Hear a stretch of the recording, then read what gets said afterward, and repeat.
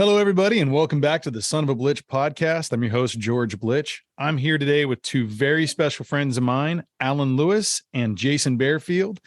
And we're going to be kind of talking about all sorts of things throughout our years of knowing each other, music that we've all been a part of, some writing, we have soccer. We're, all three of us are married with children. So we've got all sorts of different things that we can chat about. And I just kind of wanted to take a minute to have you guys introduce yourself. Allan, if you'll start, why don't you tell us a little bit about who you are, where you're at these days, and you're up. Right on. Yeah, my name is Allan Lewis. Thanks, Joe. I'm from Toronto, outside of Toronto. I guess I've found my way here by dint of knowing George for 20 odd years, living with him for 4 or 5. I play music, I take photos, I do a lot of writing professionally and personally, and just kind of messing around in the metaverse and NFTs and all that kind of stuff. And I think that's where the three of us all kind of triangulate. So yeah, that's me. Thanks for having me on, man. It's good to be here. Cheers, man. Glad to have you on. Jason, flipping it over to you, buddy. What's up? Jason Barefield here. Man, Cajun as they get. Well, depends on who you ask, man. Born and raised in Louisiana. I'm over here in Texas now. Guess I got here. I've known George for, I think we said, 15, 20, something close to that, doing most of that through music. But like everybody else, I'm sure he comes in contact with. We've all got our own story and our own special relationships. So, man, thanks for having me here and looking forward to finding out about both of y'all. Cheers. Well, we were Jason and I were on the phone last night and we're trying to triangulate exactly our timeline of when we first met. And there was all these different, was it this show? Was it that show? And it started out, we tracked it down to a show in Jackson, Mississippi that my band Dead PA played. And Jason is a music producer and he also goes by MC Field. And so he was there performing and we kind of had a late night recording session, some interview that we did in this hotel room at like 3 or 4 a.m., which I feel like it's somewhere. You said my old bandmate Jason Walsh recorded it, so it's somewhere in the depths of our archives. But we'll have to pull that one out and see if we made any sense or anything then. I got it. I would assume so too. But I know with Allan, we had quite a fun interaction when we first met. We were both in was it August of '97, I guess, when we were right. becoming freshmen at Northeastern University in Boston. And I don't know, do you want to tell the story of our first meeting? You know what? I don't know that I remember every story of things that ever happened at Northeastern. I remember meeting you, running into you, I think in front of Spear Hall. And we were both trying out for the soccer team. And I think we just we related to each other that we were trying out for the team. And you're like, oh, what position are you playing on? Oh, I'm a goalie. And I think you said the same thing. And then we're sort of like, oh, damn. So now we're going head to head. And I think that was the start of things. I think there might be a little bit more to it, but I don't remember everything that happened in that moment. But I remember that's when we met. And that's when we kind of, locked horns as friends, so to speak. Yeah, no, I remember there was like a freshman orientation boat trip in like the Boston Harbor. And like, I remember talking to all these other people and they're like, oh, you're here to try out for soccer. Oh, we just met the guy who's going to try out for being a goalie. His name's Allan. And I was like, oh, he's on the boat. I'm going to throw him off the boat. Yeah. I knew that I don't even remember the boat. So that's amazing. It's very, very, that's when I met up with our friend Dan Ricci and that's right. It was around that time there too. And some other friends of ours then, or people who became friends. But I just remember like hearing, okay, he's a part of the freshman orientation group. And I knew that you and I were going for the one remaining spot on the Northeastern soccer team as a goalie. And when we met up in front of the Spear Hall there, and I remember we were kind of going back and forth about, just chatting and where we were coming from. And I remember I was like, oh, who do you play for? And he's like, well, club or country. I was like, club or country? What do you mean? And he's like, oh, I play for this particular club, which I forget the name of it. Which one was it that you were playing with? Malvern. Yeah. And then you mentioned country, and I was like, you mean like Canada, like the national team? He's like, yeah. And I was like, I am totally going home in 3 days. The tryouts, it will not go well because I played competitively, but like I was not of the caliber that you were. And then I think we were talking about how you had the scholarship and such too. So I was like, why am I even here? What did he even put me on the invite list for? Yeah, but what's the back end of that story though for you? As far as like what happened? As far as what you set your mind to do with that team and what you ended up doing. Well, I wanted to be a goalkeeper, right? And so I tried out with that in mind, but I had some field skills, if you even call them that. But I remember I was been training in Houston, and it was like 107 degrees like every day that summer. And so I was every day running like 4 to 6 miles and running in the pool and rollerblading because I'm super cool like that. And I basically was in tip-top shape. So when I showed up, one of the first things that Coach Ed Matz had us do is he said, you have to run 2 miles in under 12 minutes. And I think I did it in like, I don't know, 11 or something like that. It was. I think you told me you did 11:35. 11:35. There you go. Correctly. 11:11 sounded cooler, buddy. Thanks. Oh shit! I didn't know it was that high. Okay, maybe that. I'm totally kidding. It was probably 11 something. I remember it was under 12 because the first thing he said is you have to do that. And I think we had 3 tryouts of triple days. And if you didn't finish that 12-minute mark at the very beginning of the tryouts, at the very end of the 3rd day, you had to do it again. Yeah. And I wanted to get that out of the way. And I think I ended up lapping one of the keepers and just beating out one of the other ones, the guys who were already on the team. There's a senior and a junior. And the coach, I think, was like, oh, you're in shape. And then I played decently as a keeper when we tried out, but they kind of threw me as a field player. But yeah, I guess, at the end of it all, they had the guy named Greg Ehrman who had hair down to like here. He's the longest haired kid on the team. And he came to me and he's like, so, have you thought of maybe, cutting your hair? I was like, what? And at the time, my hair was like mid-chest, right? Shannon Hoon styles, man. Yeah, I'll have to throw a photo back. Well, you had some hair there too, man. You had nice dreadies and little blonde tips, man. Yeah. So we were quite the 97 mix. And I ended up, asking him point blank. I was like, so if I cut my hair, do I make the team? And he's like, I can't tell you that. that no coach would ever put that on the table. I was like, okay. Yeah. So I think we had a guy, what's it, Tassinari? Yeah. Yeah, he ended up. Cut your hair? I think he was the one who cut my hair. I think everybody had to go at it, and it was just horrible. The next day I had to go and get it like professionally cut, which even looked worse. It's like when you get into that area. Oh, it was bad. Eventually, I think I just ended up cutting it all short, but that was the end of my long, beautiful hair, which has never come back since. But the point was that you set to mind to doing something that you weren't actually planning on doing. You ended up walking on for a D1 team and not your position, which is pretty impressive.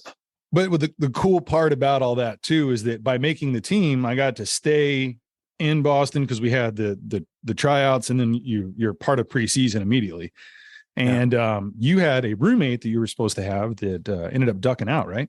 That's right. Yeah. So I don't remember who it was that was supposed to be in our apartment that coach had arranged for us, but somebody dropped out. So once you made the team and you were kind of trying to figure out, I think you might've been staying in Stetson West was where you're going to stay, or Stetson East, whatever, one of the dorms.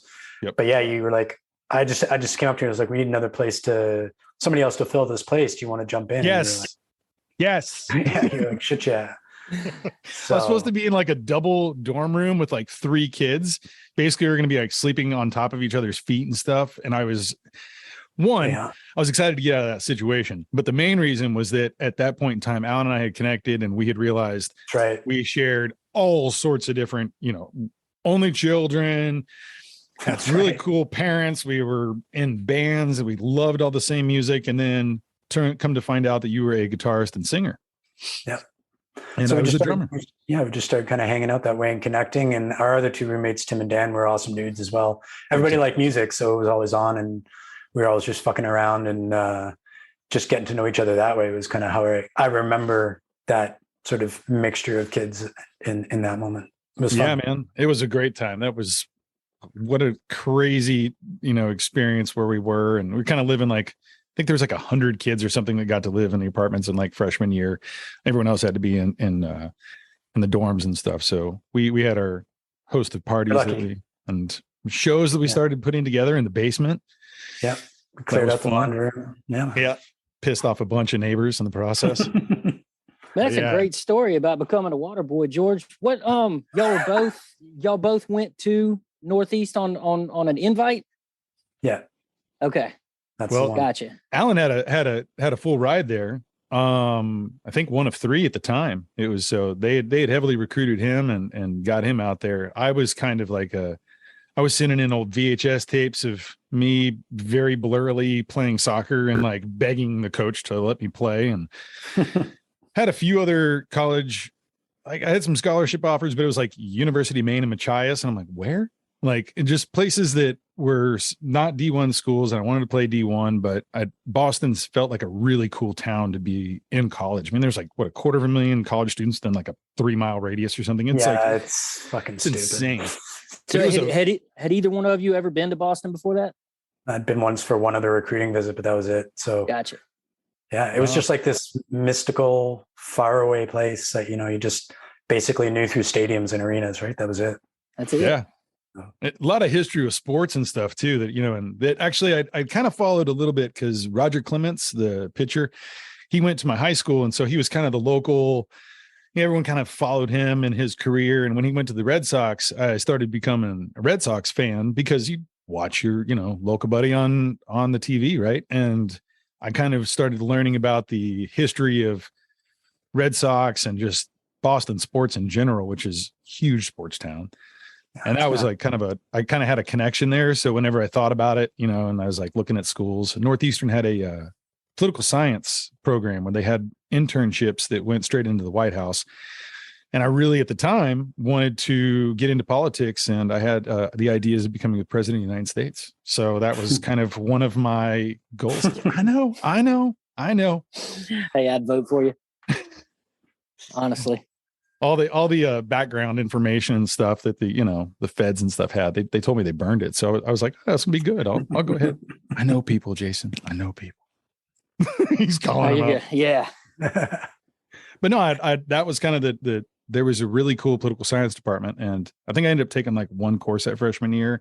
Didn't Mike Dukakis teach there? Wasn't he in that department at the time? He did. Michael Dukakis, and whenever Allan and we got a job, I guess that freshman summer year, we were working for Parsons Field, the athletics department, where it was like Dano, I forgot.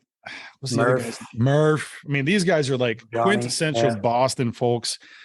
Dano was just a hell of a guy. He had a beer belly to where he would like literally puff out his belly and he could sit his beer on it and just stand up straight. This guy was a champ. It was a raft.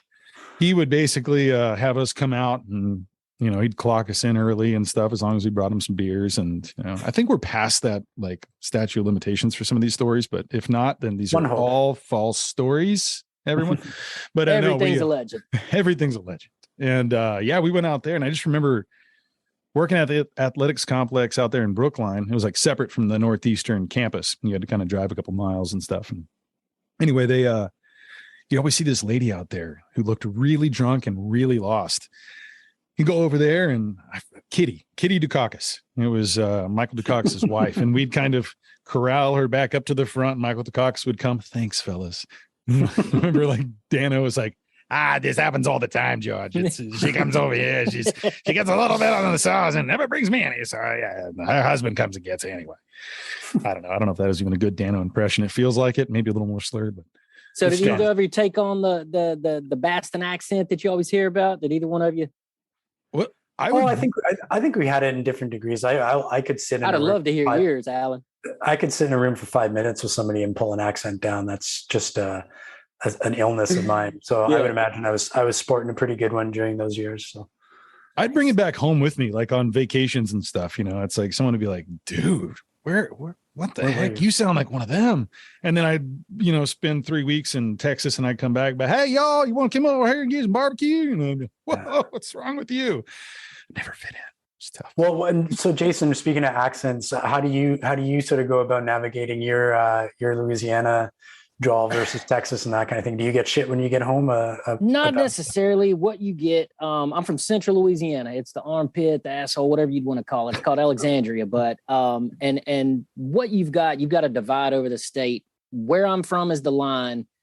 You're either going to talk like me, north, or you're going to go 20 minutes south, and everybody talks a Creole, a Cajun, a French, it's really thick. And again, it's right south of where I was from. My dad's second wife was from down there, so from a little place called Ville Platte, Bayou Chico. And I mean, it was night and day. We'd go down there and the holidays would be different. The talking's different. I mean, the culture's different. Everything is just night and day. But basically, I never got accused of being from, anywhere south of that. So how they refer to North Louisiana over here is East Texas. So that's just always it. You've got, your Dallas Cowboys, you've got all your people that you would expect to be Saints fans or LSU or whatever the state, whatever you want to support in the state. It all goes out the window up here. Everything north of Alexandria there is all considered East Texas. It's just one of those things. Well, that was how I thought. And then I actually moved over here to East Texas probably 5 years ago or so. And different than as night and day, man. It's two totally different cultures. The way people talk, everything is night and day. And I mean, we're an hour and a half from the state line and it's just different. So that's funny, man. Like I remember when I moved down to the States from Toronto, and I'd spent a lot of time in the States just playing soccer and traveling and all that kind of stuff. And you're sort of like, oh, these countries are basically the same.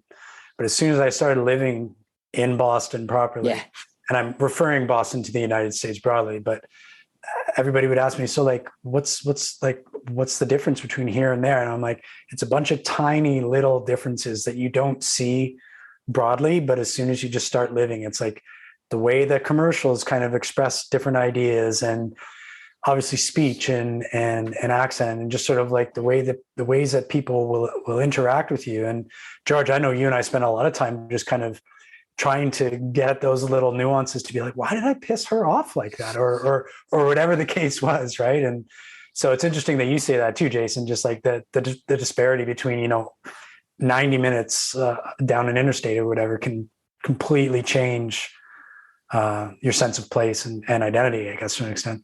Yeah, for sure. No, I did that, man. I went to school up at Louisiana Tech, which is probably, 2 hours or so north of where I was born and raised, and no different. The culture's fine. Everything's fine. Went on, played a little soccer up there, just played club stuff up there. And it's one of those where, you gotta, there's a certain group that runs first club team, and you didn't grow up with them. Doesn't matter what your skill set is. So I was pretty disillusioned by that. Because I had played soccer all my life. I figured I was just going to keep playing. And once I was back at the dorm and didn't have anything to go do, I was like, well, no, I'm not going to do school. I mean, what else is there to do? So no, I messed around, did that for 4 or 5 years. I was in architecture up there for a while, got tired of it. Of course, that was in 98, 99, the advent of IT. I say the advent, the classes, you're starting to get more specialized classes, more specialized curriculums. I mean, when I started there, it was, mainframe teachers teaching AS400, teaching stuff that's just, it's just dragging. Well, I finally hit my stride, I guess, about 4.5 years in. So I had, all my classes, had all the, everything I needed. I just swapped over got out with a basic IT degree and never looked back on that. Worked, did a bunch of networking stuff for years and years. And then where we're situated, Allan, I'm not sure if you're familiar with the oil and gas sector down here at all. Mainly from what George has told me, but yeah, I have a decent sense of it. Right where I live, where I was talking about, where Louisiana and Texas meet, right there on that eastern side of Texas, western of Louisiana, you got a big shale deposit called the Haynesville Shale. And it was one of your deposits that was on the forefront. It was one of your formations that the horizontal fracturing, the fracking that came in, that was one of the major places that they really did it, really tested it. You've got wells that are 18, 20,000 feet deep where they're going down and then going across the formation like so. And that really jumped off in about 07, 08. And man, I was working for, state government. I was just fine, fresh out of school, single man, living there off $30K a year. And I was rich. That was all I needed. And that was how I was going to retire. And then one of my buddies came through and asked me if I knew anything about, mapping or oil and gas in general. Of course I hadn't. And my wife, she was in nursing school at the time. And he says, look, I'm going to take you with me, put you in a few, mapping classes, do what you got to do, and let your wife have, let her have some study time at home. And man, I haven't looked back since 08. That's all I've been doing. Just GIS work, just fancy word for mapping, just contract work here and there, but the majority of it has been for oil and gas. So I've really kind of followed that stuff around, and I've got a 12-year-old, a 9-year-old, and the other one will be 3 shortly. So I really had to kind of quit moving around and be stable. And in oil and gas, with most anything, it runs in cycles. So you got to chase the work, make yourself known. Being over in East Texas has been a godsend for me as far as just showing FaceTime. Same people I've worked for before, but being able to stand there, give them a handshake, do all that old school stuff, it's been major in, keeping me and keeping my food on the table for the family and everything like that. And that's kind of where I'm at right now. Once I got out of school, man, I took off into that. Started doing music. That's where, George and I linked up and just meeting all the different people and going through all the different walks that you can do in music, traveling, creating, just really kind of getting busy, trying to find your forte in all this. And man, I honestly, I'm still kind of lost trying to figure out where I'm at, where I'm going. I mean, I know it's got a lot to do with losing your identity and becoming somebody's dad, times 3 or times however many, but it's definitely one of those, man. I figured I'd be past this phase a little sooner, but the last little guy, he was a surprise. So he kind of pulled you down to earth again, eh? Absolutely. I thought I was good, man. We got the 12 and the 9, man, self-sufficient, good to go. Of course, they're both going on 21. And me being an IT person, when I got out of school, I said, no problem raising kids with technology. We're good. I've got this on lock. Man, I find out every day just how dumb I am. And not just because the kids tell me, just on the tech stuff, just the stuff that blows by me. And I'm like, man, I should have caught this. I should have done this. And really, man, just I think the information overload is what George and I were talking about the other night. Just the information overload, how you can get it from so many different sources. It not only opens your eyes to a lot of things that you didn't see before, but man, it really does. It helps you more. I call it a quest. I'll call it an adventure to figure out what you don't know, if that makes sense. The more that I figure out I don't know, the smarter I figure I am. Is that making sense? Because I thought I knew it all for sure, man. When I was a teenager, you hit 21, you definitely know it all. And then, man, just day by day, the layers of the onion peel back, you figure out, wait a minute, you don't know shit. Well, so I like that, man. I think the idea of getting those lessons every day or every couple of months or that kind of thing, whatever it is super important right now, especially for guys like us who I think are, working in creative fields, but also trying to explore some of this new NFT, metaverse, Web3 type of space as well, because that's about as fluid as it gets right now. Hey, but I think like when you're looking in these fields and you're talking about oil and gas and GIS and even music or whatever it is, and even being a parent, it's like if you just think I've got it all dimed and figure out, you're in a lot of trouble, because that's not the case. And I think staying fluid with the fluidity around you is really important. And it kind of brings me back to the general idea of being creative, and creative isn't just sitting down at a sketchbook or in front of your guitar, right? It's being, okay, well, to use your analogy, Jason, like this contract works up and, I'm not necessarily sure where the next one's from. So I got to circulate and I got to figure out, how I'm making myself, look good in front of so many people, this kind of thing, and doing some stuff on the side and all that kind of thing. It's just being creative, right? Yeah. And making the most out of what you got and recognize that you're probably smart and going from there, right? Well, you got to convince these little people that follow you around the house. You got to convince them that you're smart, whether or not you believe it or not. And to me, that's been the hardest thing. You look back on your parents and you're like, wait a minute. So you didn't know shit either and you had me convinced? It's definitely a guessing game day to day, man. I've got my 3-year is different as night and day, man. My oldest, we like to compare him to Sheldon. You familiar with Big Bang and all that? So he's young Sheldon through and through. Wants to talk to you about everything. When he was 7 or 8, we were riding in the car one day and he's like, Dad, look, I got to talk to you about this stuff that we're seeing in the Bible at church. I'm like, all right, let's talk. And he's just like, number one, he's like, you're not going to convince me that that they made a whole human out of somebody's rib. That's just the first thing. And he's like, we're not going to stop. We know whales don't eat people. We know they're herbivores. So, something's wrong there. I mean, just everything is as literal as it can be. The second one, he's just like me, man. Whatever. If you want to tell me that the whale ate Jonah, fine, go for it. Just let's quit worrying about it. Let's go game. And of course, the third one, he's just like, I don't care what's right and wrong. Just hear me. And I'm just standing back going, y'all need to believe me because of this. Y'all need to believe me because of that. And then, just one of those things. But no, man, I won't get caught up in that too much more. Was it your youngest who didn't want to leave the house the other day without a top hat and a cane? No, that was the middle. That was the middle one. The top hat, the cane. I've got plenty of other pictures that I need to send you. I mean, just particular down to his school uniform, rolling up his little hoodie. He's got to have an even number of rolls on his sleeves. He's got to make sure that his hood sits right here. And he had to get it from mom because he definitely didn't get fashion from me, obviously. But yeah, it's, and so many times I ask myself, why are you worried about that? What? Hang on, what? Why? And that's my whole thing, man. Why? And I need to just quit asking that. Just go with the flow. So he's expressing himself, man. He's definitely expressing himself. And I think that's the major part of it. Cause my dad was very, so he's a federal agent. So I definitely had a very strict upbringing. It was me and my brother and him.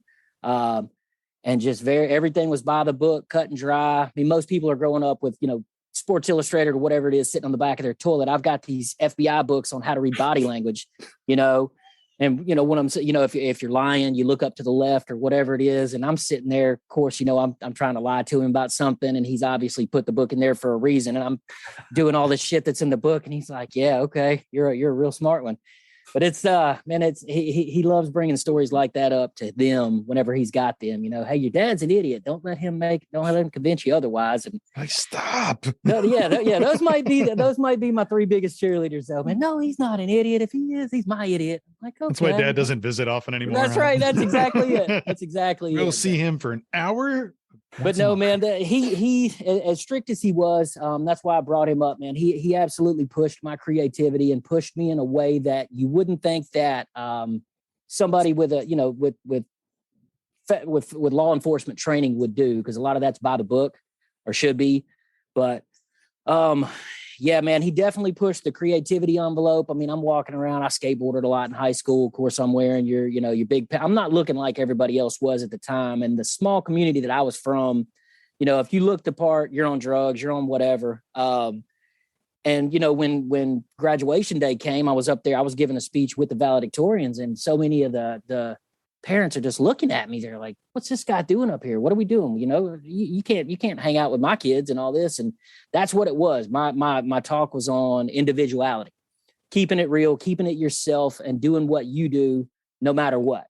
And it was an eye-opening experience for a lot of the parents that were there, because they came and talked to me after it. Just so many of them admittedly, look, man, I just threw you out. As soon as I saw you up there, I figured, you were a bad influence on my kid, and you're one of the top kids in the class. I'm like, hey, I read a book just like your kids, no big deal, but just a lot of them told me that, just you up here doing this, it's given me the view on that I need to open my eyes a little bit more and not judge a book by its cover. And I thought that was a cool thing for a small town. Of course, that definitely added to the I know everything kind of thing, and put my confidence way up here. And man, I thought I had it all, like I said, until I got up to the university there, and that's when you really kind of start seeing stuff. But hey, man, that's what it's there for. So he pushed the creativity. I stayed in architecture for a while, did a lot of art classes, did a lot of quite a few architecture classes, just quite a bit to know that wasn't what I wanted to continue doing, but I did want to keep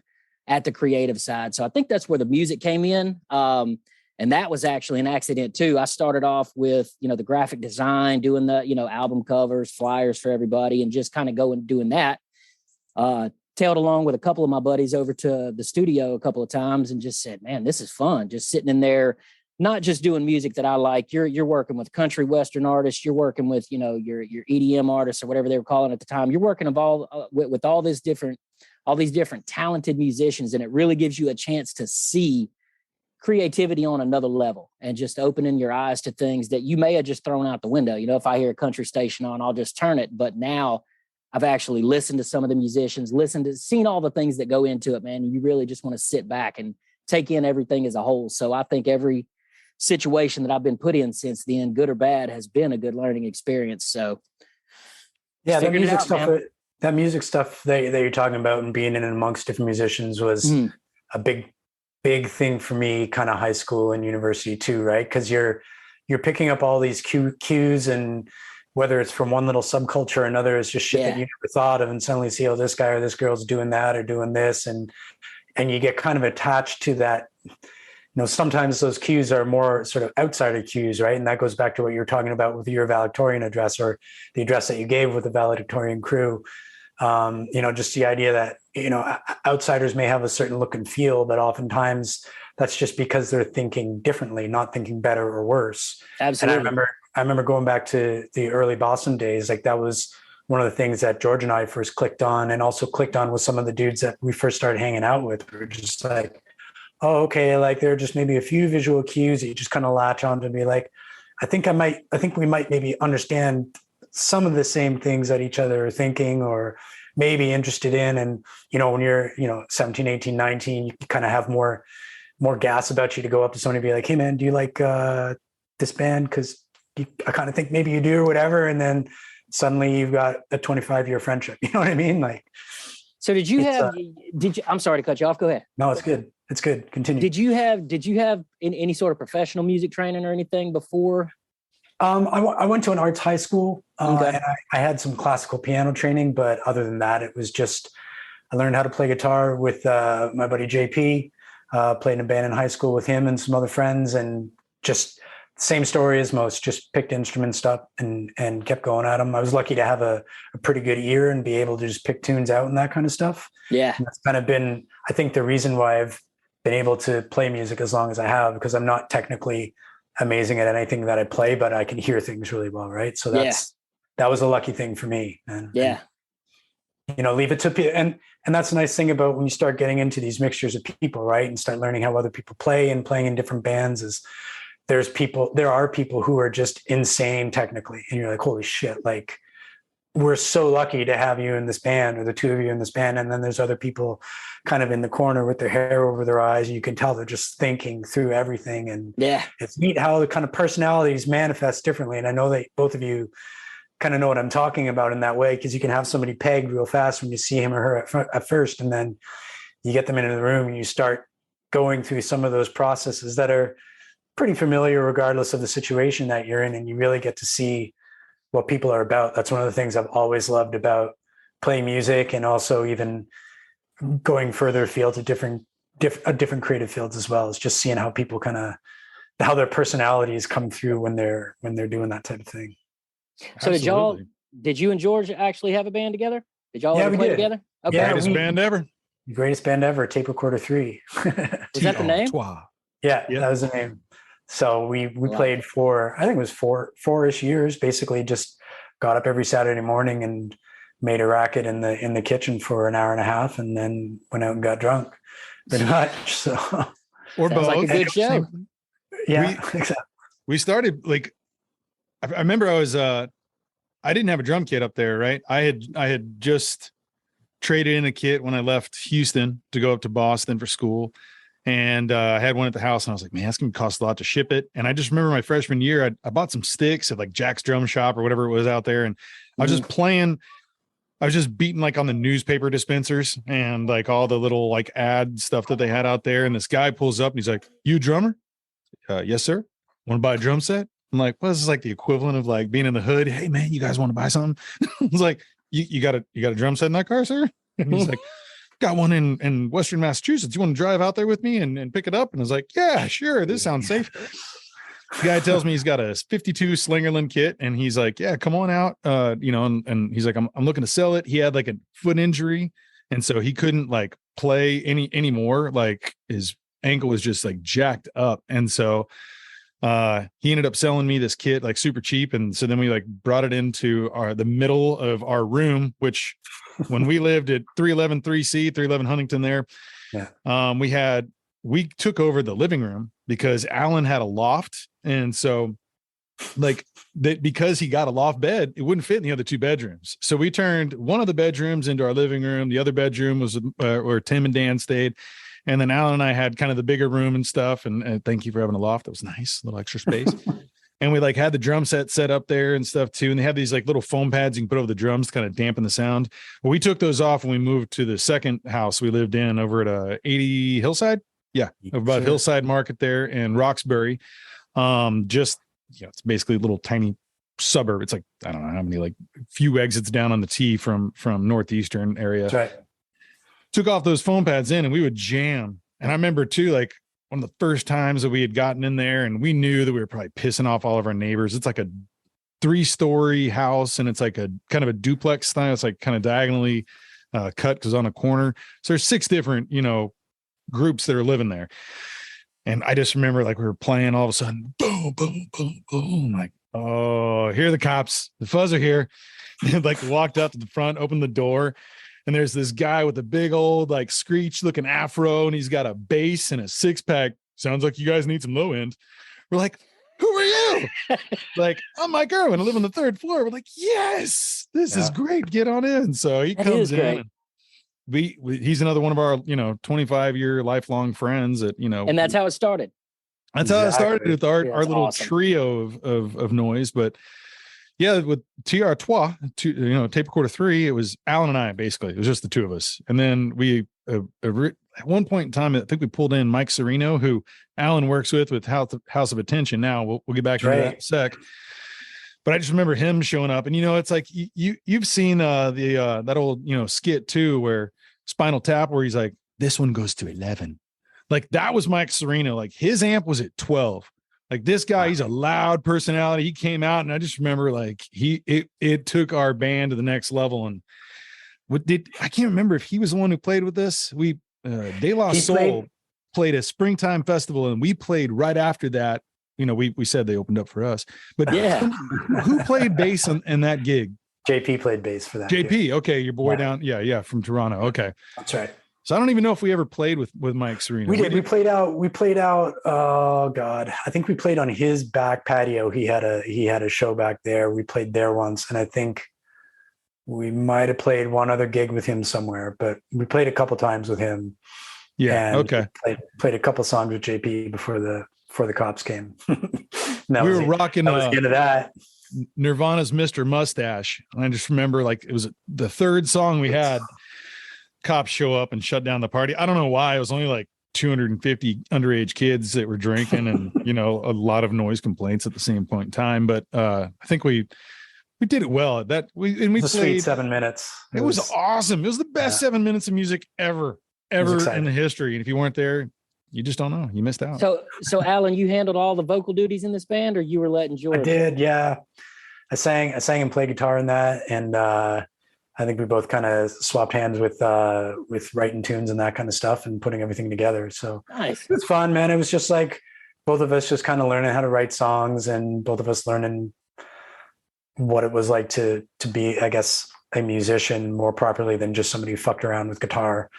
And it was about the softest landing possible to be in a band with, because we were just like, let's try this. Yeah. And it usually sucked, but sometimes it was cool. And we just had fun, and, neither of us were judging each other. So that's, usually how good things start out anyways. Right. So yeah. It was a ton of fun, man. Well, then you went on and moved into a little more serious of a band with Malvern, with that's right. Dan Ricci, Mike Irwin, and JP was a part of that too. JP came down eventually. Yeah, we started playing. Danny and I started playing in his bedroom in his apartment down the road at Hillside, just fucking around on Friday nights because I'd been writing some tunes, and Danny was a drummer, and so we were playing around with those, and we were going to record.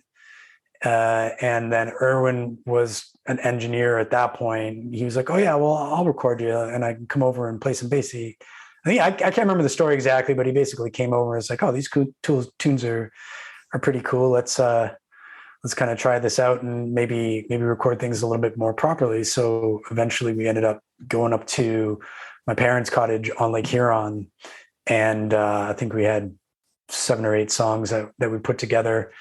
And just spent 4 or 5 days up there, just again learning how to be musicians. And Mike, I think, kind of using a lot more skill than we thought he had at the time, but also probably learning a little bit on the fly. And just so that slowly started to come together. And JP came into the band, and Jay's one of those guys that just has that really great musical sense, and he's technically very gifted at the guitar. And it's just like, no, that's the wrong part. No, that's the wrong part. I'm going to do this. You fuck off, shut up. You're not doing that there. And so all of a sudden he kind of gave everybody permission to be mean to each other, I guess. And that's usually a better way of working with with musicians when you can kind of speak your mind and that kind of thing. So yeah, that was a great band to be in for sure.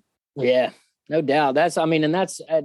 I call myself musician. Look, I might have been in some groups with some people, but yeah, I say no talent, no training, nothing like that. And the people that I've been fortunate enough to work with have been those wizards, have been those gurus that are I just do what they tell me. And that's all it is, and of course, whenever it's coming out, I'm going, this sounds like trash. This is no good. And then when you hear what they come up with on the back end, how did you make that out of that? But the one thing that I all remembered about that, to your point, Jason, is that every time you thought that what you were putting out was trash, yeah, if somebody didn't tell you that it was, or if maybe somebody's like, oh, maybe just try this, it was almost always meant that it was a good idea, right? Or it was at least an idea that they liked, And so as much as you thought that they were adding all the spice, 9 times out of 10, they're on the other side being, okay, yeah, I know what I can do, but like, oh, that person's idea was wicked. There's always other side to the coin when you're collaborating with people like that. Well, you just sit there whenever you're working with those people. You know what I'm talking about. The guy that you were saying is picking this and doing that. Like one of my DJs that I worked with, he graduated from Full Sail to music college down in Florida. I don't know if you're familiar with it, but he graduated, I think it was 2 degrees from there, whatever it was. And I mean, just insanely technical and turntable wizard, could do it all. And I caught myself at several of our performances just watching him. He's back there doing his thing and I'm supposed to be up front, keeping everybody in tune. And man, just watching the guy, just watching what he's up to, seeing how he practiced, seeing how it was actually, being put out at the show. And you're like, that's a vision. That's something that you've got to have to be able to do this. I was like, I'll get in the booth and scream or do whatever I need to do. But yeah, he definitely knows how to put the mustard on it. So that's a cool thing. It's a good opportunity to be able to be around people who are that skilled. You know what I mean? I've definitely been in the room with several bandmates, other bands that I was just there, whether we were recording them or whatever it was. And you saw that they didn't have a leader and it definitely showed. So I've been fortunate in that aspect. So was that Cloud Me Figures? Sorry. I was going to say, I think that lightning can rub off on you is all I was going to say. Yeah. In terms, it can really inspire you and push it really you. Can. It's the inspiration. It's things that I did in the studio with those couple of DJs that, I wasn't ever able to reproduce on the back end anywhere, not, and I guess it's the motivation I get. Yeah. It's just like playing up to competition, whatever that may be. Like you like to play people who are skilled out there. So I was telling my son the other day, he's in Taekwondo and he's not, he's orange. He's some lower belt and he's out there sparring and doing what he's got to do with some of the higher belts. And that's his thing. He's like, man, I just want to spar with white belts. That's it. And that's what I'm trying to explain to him. You fight up to your competition. So it's everything's a lesson here. That's kind of like what I was talking to my youngest about the other day too. It's like, you never want to, it's very rare that you're going to be the most skilled at whatever it is that you're doing. There's always going to be one person that's at the very top, and it's a very, very elite platform. And, it's you're not going to be the very best soccer player or, football or whatever, chess player, like whatever it is that you're doing, to be the very top best, like it's very difficult. And like, you never want to be the smartest person in the room, right? Like you want to surround yourself with other people who are going to be able to take you to that next level.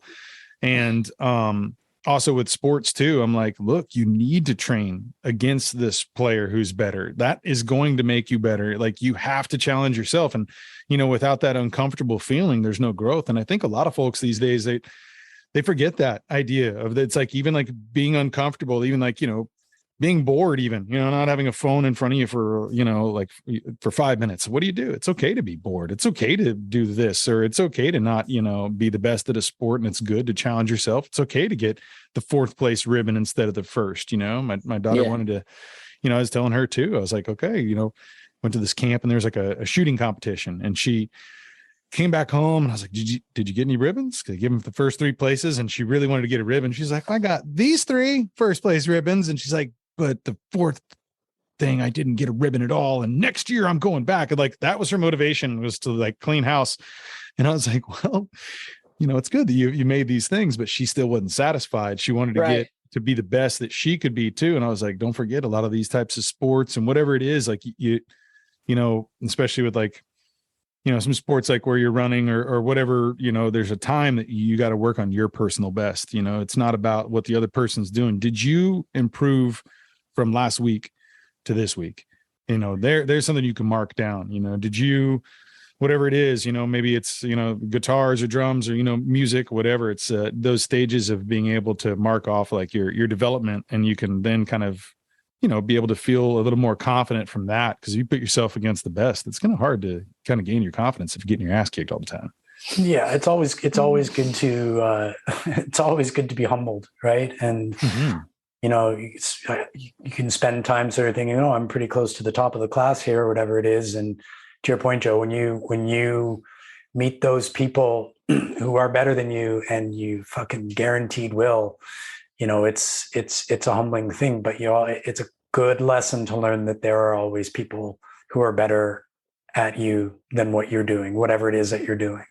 And if you don't have that, you're either insane or you live in a very remote part of the world, because there's always something. And that's what I'm trying to teach my kids right now. Is just the opportunity to be humbled is actually just that, right? It's a great opportunity. Doesn't always feel good, doesn't always feel right, and it's often not what you're expecting, because a lot of the times it happens really fucking fast, like especially in sports, like somebody's just that much bigger and faster than you and they whip by you, or you're training with somebody in Goalkeepers, again, just 10 times faster than you or whatever. And you're like, holy shit, like that happened so quick. I went from being like top of the pile to being like way down there. And it's a hard feeling, but man, if you don't get some of those experiences, particularly when you're younger, I think the fall can be a little harder when you're that much older, right? I can definitely attest to that. I think that's what happened once I was telling you, man, once I didn't make the squad up at Louisiana Tech. I think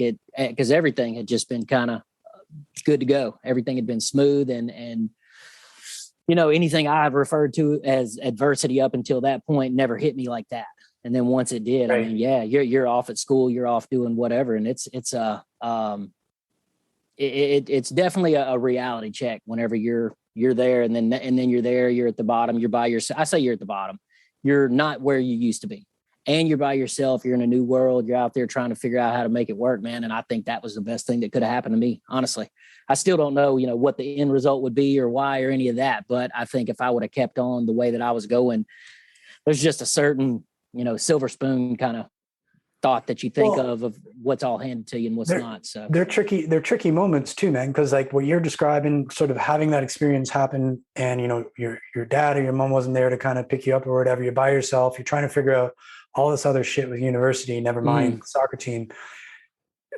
The moment's tricky because it's down to you to process it with a relatively young brain still and make something out of it. Right. And really what you're doing in that little band is being resilient, or at least attempting to be resilient. And there's a lot of ways that can go, right? Particularly at that age, you can be like, fuck it, get me a 30 pack and let's go. Or you can be like, let's get the 30 pack, but let's wake up tomorrow and also figure out, the next thing that I'm doing, or at least start thinking about other stuff. Right. And not just wallowing and dwelling. And again, I think it just goes back to that being such an important lesson for people to learn and to continue to learn, is that right. Always ways to get better. And it's the getting better that is actually, for me anyways, the most important part of that process. The journey of it, man, the learning of it there. Yeah. A lot of things that have changed my perspective, and it's actually different people's perspectives, meeting people like George, meeting people like you, just seeing how you do it. Like I had a question for George when we were talking a couple of weeks ago, whatever it is. And I'm sure I want to ask you the same thing, but what motivates you? What is it? What is it that has you taken that next step, that you don't want to just stop with the 30 pack, just sit tight, I'm good. What causes you to get up the next day and move, aside from your daily, your kids, whatever it is, the things that you have to do? What's inside you that pushes you to get up? I was asking George, are you afraid to die? What is it? Is it that simple? Because he's obviously my motivation on a lot of fronts, because, you can get tired and you can get in the cycle, and definitely having somebody to talk to, somebody to see what they're doing, not to compare, but just like we were talking about, somebody to give you that influence, to be for you to be inspired by, that's a major thing. And I think that's why we went off on that tangent that day. Just, I'm trying to figure out what is it, because sometimes you get stuck in a rut. Sometimes you're on your own trajectory, but you want to reach out. You want to see what causes people to get up and do what they've got to do. What's the urgency?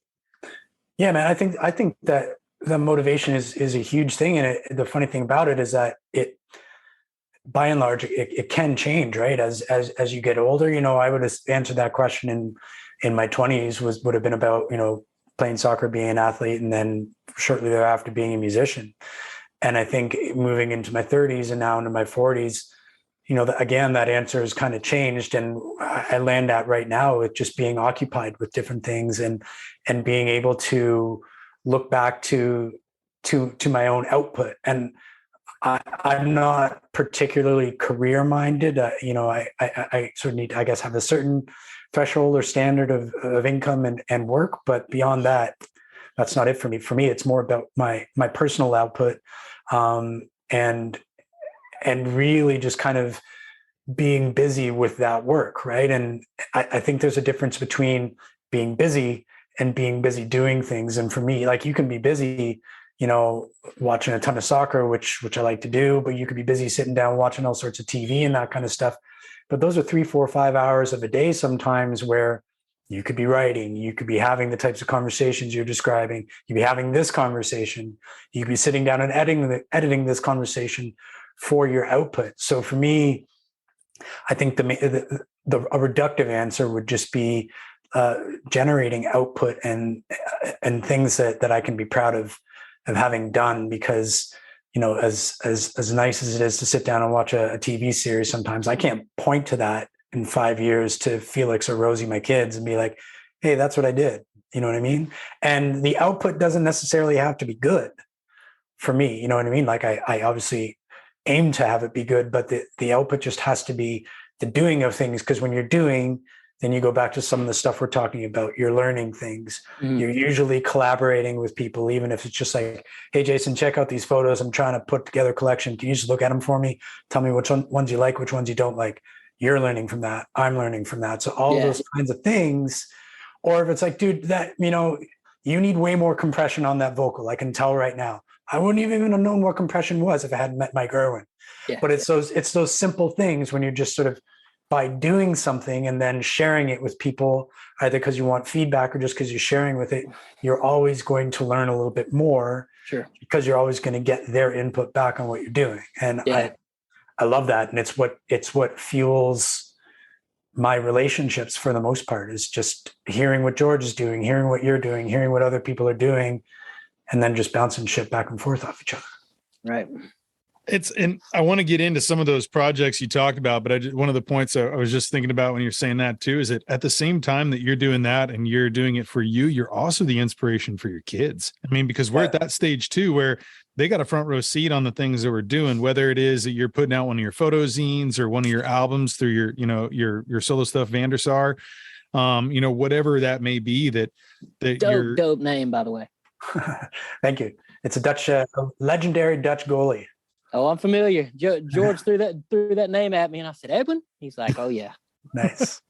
And nice. I didn't really connect the dots, and for whatever reason, when I was in London, I remember seeing a water bottle with Malvern on it, and I was like, oh, maybe you got it from there. I forgot that it was your soccer team. So basically, any musical thing that you ever do has to have a name of some soccer player or a team involved, right? That's a hard, fast rule. It's the only way I can exist. Well, I think Jason and I are going to come up with some fun names for your next, or maybe our triple, like our musical combination that we're going to do together. But that's a neat thing for our kids to be able to see us still, putting things out there. Like, I remember talking to one of the parents the other day, one of our youngest, it's a friend of theirs parents. And he was kind of, I mentioned something about the podcast that I'd kind of, he's like, oh, what are you doing this weekend? I was, I'm editing this podcast. He's like, you do a podcast? And he's like, what? Like, and it was, I think, more the shock of like creating something like that. And because I didn't even talk to him about like the content, which is, all over the board. But the idea of like an output, like of doing something outside of working your 9 to 5, coming home, being a soccer coach or whatever it is you're doing at the end of the day. And, then you're putting your kids to bed and, cooking and cleaning and kind of repeating and everything like that. And kind of, because kids, definitely have a lot of our time in our schedule. But I gravitate towards my friends and, like we all talk about different things that we're all doing together, or the things that we want to be able to create. And I have a lot of friends that are still doing things like that. And I have some friends that are kind of doing the same thing they were doing in high school. It's like, it's kind of and that's fine for them. We're all on different paths and places. And we still have a good time. We chat and get together. We just might be in different worlds. Cause I think once you become a parent, it's like it kind of separates you and your timeline from your your friends that don't have kids. And it's just a different kind of ball game. And either you understand it or you don't. And it's what it is. But to still have a lot of my friends, it inspires me when they're working on things. When, and Allan's like, sending me a copy of his photo zine. I'm like, man, he's getting out there. You're taking pictures, you're traveling around, you're putting together this thing that I remember. It's, cause the idea of like the kind of a self-printed magazine of, whether it's art, comic stuff, photos, or whatever, even if it's just your own propaganda, whatever things. I mean, it felt very like 90s, like it's what you grew up with, man. You get like, well, it is what we grew up with, all that kind of stuff, right? And that that aesthetic you're describing is a big inspiration for everything that I do. And that's why I always click with the way that you've described how Jason, how you kind of go about your stuff. It's very like, nobody gave me permission to do that. Nobody gave me permission to set up this show or to go out and take these photos and then put them into a book. I just did them because that's a great way to connect with the way that, you interpret the world. And then also a great way, like I was saying earlier, to connect with friends. And I think that's why guys like us kind of relate on that level, because even if we maybe name it differently, we all understand it intuitively that's, largely what we're trying to do. And it's exciting and it's intoxicating. And yeah, it's one of the main drivers for me anyways. So this is current, this photo zine?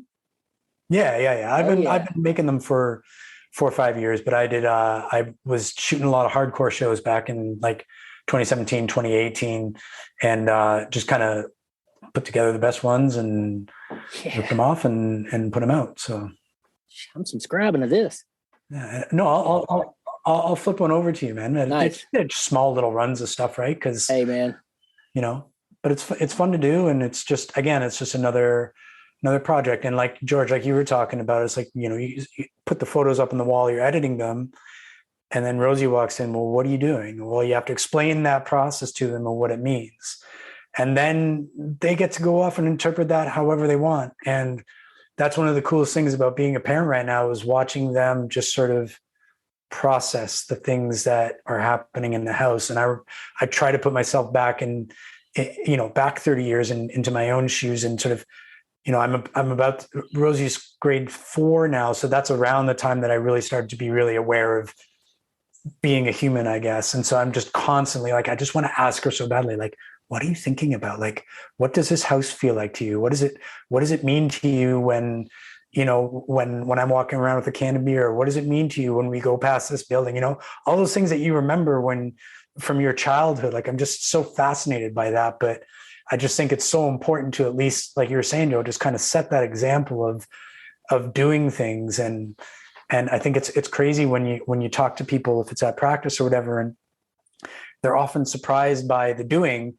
And usually they have their own doing that you wouldn't imagine that they were up to either, right? But it's just fun to be able to explain that to people and to surprise people with the things that you're doing, because at the very least there's a conversation there, and you might get to know someone better one way or another.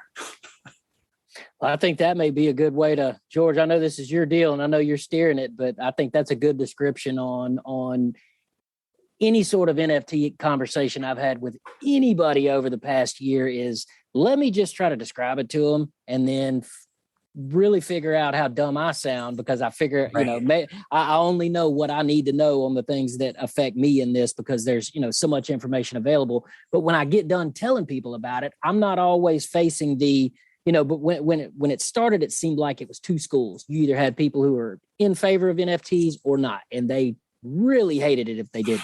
And I mean, serious blowback, people getting very upset about it. I'm like, just don't think about it or talk about it. But there's hell of a lot more than that. You know that. But just I caught myself having that conversation with several people, including my kids, and they were the most receptive to it. Well, I see what you're saying. And I mean, I'm talking about provenance. I'm talking about all of these different, things, whether you're in it for flipping, whether you're in it for whatever.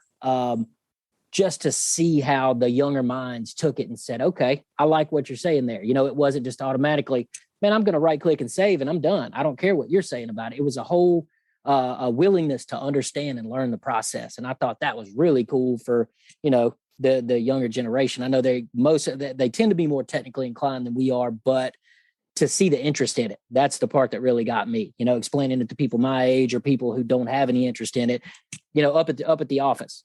All these oil and gas people are just dying laughing at me. They're loving it because, I mean, it was I'll get into the detail of where I got started and whenever y'all want to do that. But just to see those guys walk by and, one of them will hold their phone up to me as they're walking by my door. Hey, you want to buy this? That kind of thing. And you're just like, all right, I see where you're going with this. But hey, man, run that back, man, because I mean, we're all familiar. Obviously, Allan's working with, kind of the W3 kind of company, and we can get into this too. I'd like to transition it along, but yes, run it back to talking about what NFTs are, because I mean, we say it, but there's a lot of people who might not fully understand, and even those who know the term and things might not really get it. And so, I mean, you're going to fall on the sword here. Give me some information on kind of, layman's terms, or kind of walking someone through understanding NFT and maybe it's crypto, connections and stuff there too. So we can kind of make sure that anything we talk about that's a little more advanced from here, maybe we can have some stepping stones of understanding. Rock on. You're up.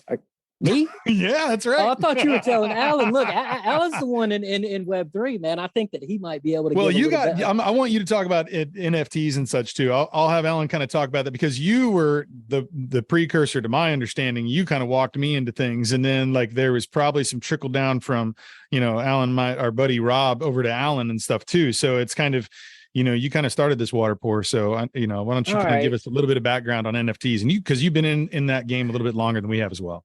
Well, I'll give it to you just kind of in layman's terms as much as I can, because I mean, that's, like I was saying, there's so much information out there. To me, that's one of the biggest attributes of this whole, and I'm not going to rope Web3 and NFT together, but the whole NFT, let's call it a market, let's call it a culture, whatever it may be. There's so many different avenues to it. There's so many, as far as, here's what I did when I got started in it. I started bookmarking everything, going through, fixing my bookmarks up. I need to check this daily. I need to follow this person.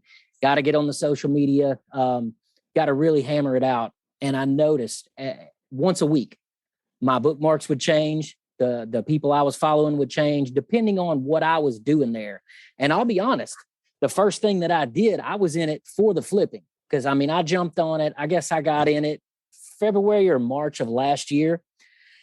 And just, man, I don't remember if somebody had told me about it. I don't remember what it was, but the first thing I did was bought some Ethereum, went into, I guess it was Coinbase or one. Actually, where it all got started, a buddy of mine called me, we were all trying to do the whole stock thing. Robinhood had gotten really big. I don't think the AMC had happened yet, the GameStop, any of that. But anyway, it all was just kind of starting to flow. And of course, you can get on these apps on your phone, transfer some money from your bank, and all of a sudden you're a trader. So I'm out here and I'm buying a little bit of crypto here and there, buying some Ethereum. And I started looking at all the different, the L1s, the L2s, all these different levels of all this stuff. And I'm going, wait a minute, this is not just electronic money. Like, this is something way different. So let's see, there's one of the marketplaces, I guess I'd call it a leader right now. It's called OpenSea. And that's one of my buddies put me on that. He said, go buy you a little bit of Ethereum, find you some things that you like on there, and then maybe you can flip them. I was like, okay, what are we doing here? What kind of things do I like?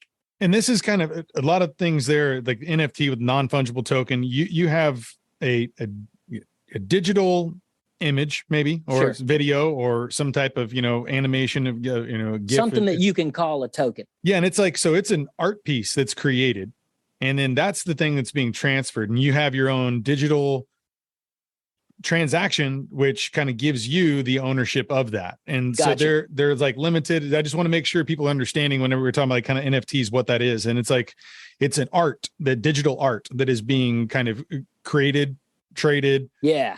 And its value is a lot of times tied to one of the cryptocurrencies. Is that, you think, like a pretty good kind of basis on that, guys? Good description. I'm sorry for leaving that part out. So so you got your blockchain. I know you hear that everywhere. And Allan, if any of this, if I'm speaking out of school, don't hesitate to correct me on it. But no, you're good. You got it so far. You've got your blockchain, and basically what's happening is your blockchain is a public ledger. It's something that allows anybody and everybody to confirm what you're saying, whether or not you're saying you own something, you bought it, you sold it, you owned it at one time, whatever it may be. It's a chain, it's a ledger. You can go back and look. So that's how the transactions work. Basically, you have a wallet. You have a wallet that's embedded in your browser. Let's see, I've got an Ethereum wallet in there. I've got one called Tezos, is another cryptocurrency that I buy stuff in, that I have transactions on. Allan, are you well versed in proof of stake versus proof of work? Ish. Proof of stake would be sort of what we are moving toward, and certainly in terms of the amount of computing power that's used to verify that a transaction happened. And how do you verify? Oh shit, that's a good question. So proof of work is the classic Bitcoin example, and I believe Ethereum, where basically there's a problem set on the blockchain. It's a complicated math problem, and the computers that are being given the opportunity to mine a certain amount of that currency basically go about solving that problem. And the computer who is fastest to solve that problem essentially earns the right to verify the transaction. That's right. Or to create, and then they get a little bit of crypto as a result. As I understand it, that is proof of work. Proof of stake requires a lot less computing power in order to verify a transaction. And what they do is they batch transactions together. So they'll say, okay, there's 1,000 transactions that you as this node or this computer need to verify, rather than one transaction at a time. And they basically say, okay, we're giving you these 1,000, and I'm speaking super nominally here. We're giving you these 1,000. You go ahead and verify those. We're going to choose maybe one or two out of those 1,000 just randomly, see that you verified that correctly, and then you're going to be given the opportunity to verify that work. And so I think that's a little closer to how it works. Yep. I'm sure somebody can debunk that, but that having the second to think about it, I think that's the difference. That's the thing that I think there's a lot of companies out there that they want to be able to still in this world have a good, digital footprint and kind of the carbon emissions and things. Cause a lot of these mining of these computers, there's a lot of things that are going on, a lot of energy consumption. And I know for a fact, like with Vivi, they started a company that sells a lot of stuff. They team up with a bunch of different companies, Marvel, and I mean the list is long there too. But anyway, there's all the digital assets that they're putting out there too, and they tied in with the do you remember the name of the group that they tied in with, Jason, by chance? It's on the tip of my tongue. Immutable X. Immutable X, yeah. Yeah. So like, and the whole idea was when they were going to go through the creation of these NFTs and then the selling of them and the transferring of them, they were talking about batching these together so that they have a low of a carbon footprint as possible. And that's the move here too, is a kind of an environmental one.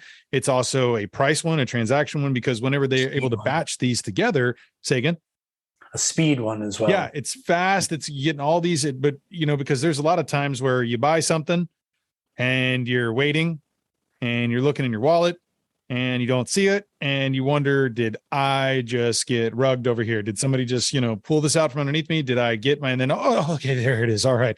That's the thing I just spent $200 on, for whatever reason. It's like, you don't know if that transaction is going to happen for sometimes minutes. It takes a while. And, it's a nervous moment there too, because you're also wondering, am I even making a good decision purchasing this? Is this a fad?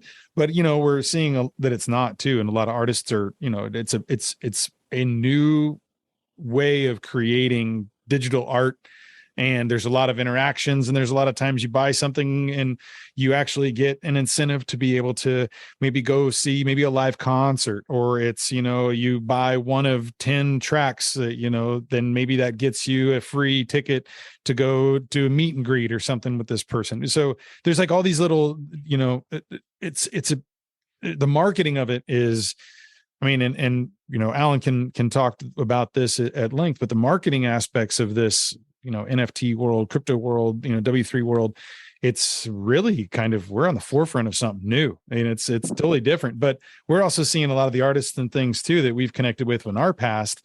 I know like that poster that you got, Jason, you got me turned on to, and I know I got one that was limited, and by, an NFT, you basically end up getting a poster that's signed from the artist and, on your wall. Was this the Labbits artist? Is that the guy you're talking about?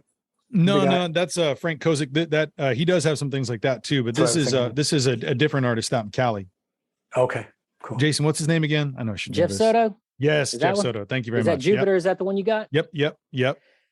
So I figure it might be easy too to kind of take you, take the listeners through a transaction, something kind of how an OpenSea transaction would work, kind of how we did it, kind of what took some time, and we can put us three in that situation. Let's say George has an asset. When I say an asset, he bought whatever it was. Let's say a squiggle, and I got a story about that. I'll tell you, it's ridiculous, but he bought this thing that was a squiggle. Well, he paid $500 or however that converts to crypto at the time. I mean, you feel a lot better when you're saying, 0.1 ETH or something like that instead of $500. I just spent how much on a JPEG?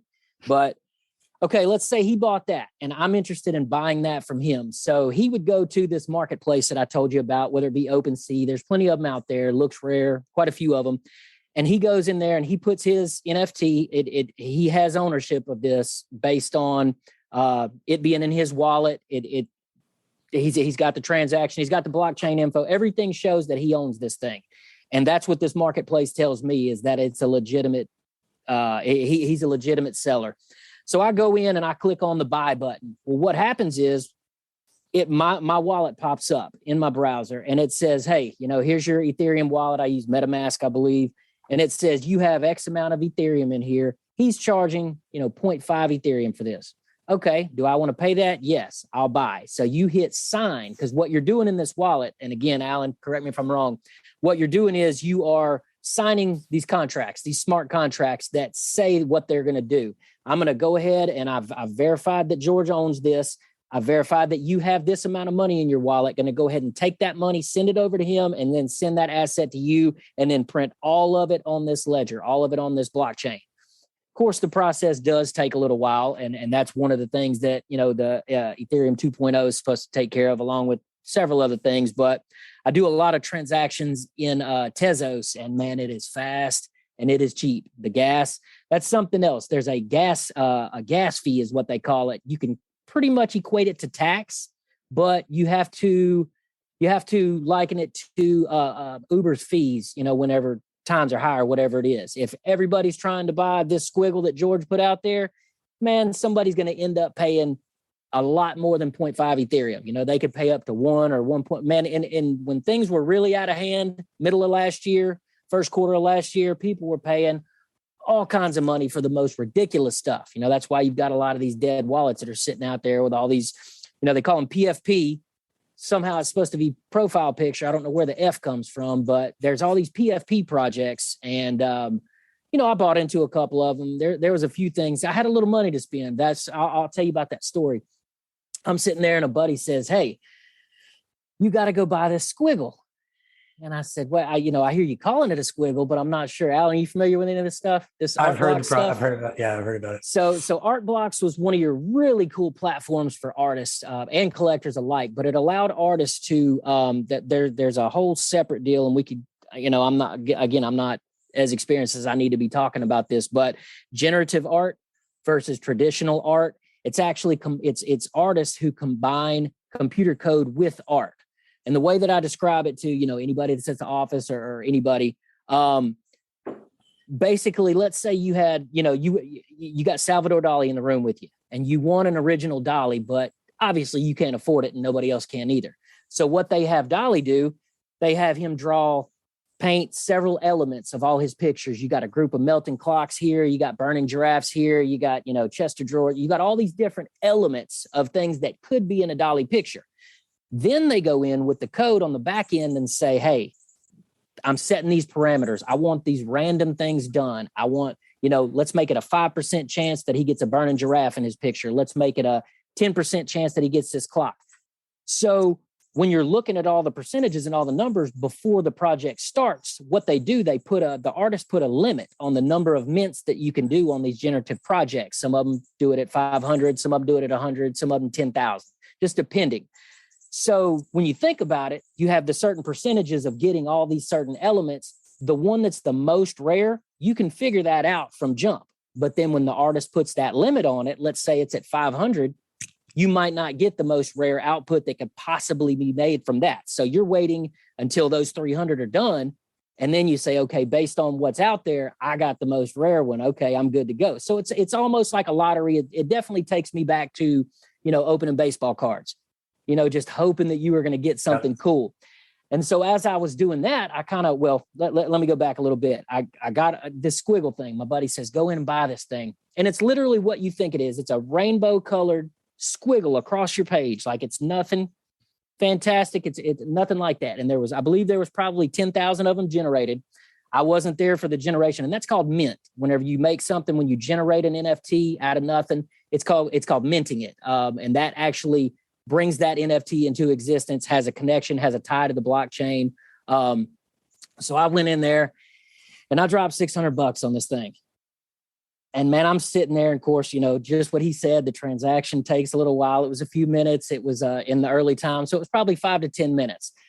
I saw the money go out of my wallet and I didn't see anything for a bit. And then when I saw it, I was so underwhelmed. Just like, is this it? Is this thing going to sing to me? Like, am I going to get a print? Like, what's going to happen here? And I just sat there and that squiggle just kept looking at me. It's like, okay, after a couple hours, I said, all right, well, I'm not going to tell anybody about this. Make sure I can turn around and sell it for $1. I just need to get something back because I've got kids at home. I've got all this stuff. I can't with good faith tell anybody that I just paid money for a JPEG. So I sat there for a couple of days just thinking about it, trying to forget, hoping that it didn't happen. And I went down to another floor at my office. Was going to go talk to one of the younger guys, see if he'd make me feel better. And I was just about to tell him about what a stupid move it was. And I'm sitting there and I get this email, like right when I was going to tell him. And the email is all, you got an offer on this squiggle. Why would I get an offer? I haven't even put it on a mark. Who knows that I have it? That's my main thing. I was like, oh God, somebody knows I'm in trouble. So I go in there and look, and I paid $600 for it. It says you have an offer. It was like 2.5 or 3, whatever it was. It was out of hand at the time. It was like $5,500. I'm like, okay, so this is the scam stuff I'm hearing about. My first purchase, I'm about to get scammed out of. You know what? You can have it. Take it. I don't care if you scam me out of it. We're good. So I went down there. I was like, let me just see how this works. I hit accept offer. And of course, it gives me the message. No, you can't accept. Of course not. So, the only problem was I hadn't initiated my account yet, meaning I hadn't sold or listed anything yet. So, okay, I need to list this thing. So do I list it for what he offered me on it, or what's going to happen here? So I just put it higher than what he offered. As soon as I did that, it allowed me to accept his offer. So I hit accept. I saw my squiggle disappear and I sat there. I was like, okay, all right, no money's coming in. Waited a little while, and sure enough, man, it was $5-6 grand, something silly. And I couldn't believe it. And I'm like, this money doesn't exist. I hadn't made a crypto transaction like that. I'm like, it definitely doesn't exist. Stood there for a minute, still didn't tell anybody. Man, I was hammering my phone thinking I was going to make it go faster. Just transfer it to my bank account. So it goes into my account. I'm just sitting back like, all right, this still isn't real. So I called and paid off a credit card real quick just to make sure that they could take the money. Just get this out of here. No matter what, they're not getting the money back for this squiggle. And sure enough, that happened. And I had a couple more nice flips. I was like, dude, this is pretty damn cool. So the flipping went on, whatever it was, until probably the end of last year, and everything, kind of started going downhill. But for the most part, I had some money to work with. And that was the cool part, because it allowed me the freedom to kind of go around and not have to worry about, am I buying assets that somebody else is going to buy off of me? It allowed me to buy things that I enjoy. And that opened my eyes to the whole art market. Tezos, I don't know if y'all are familiar with Tezos.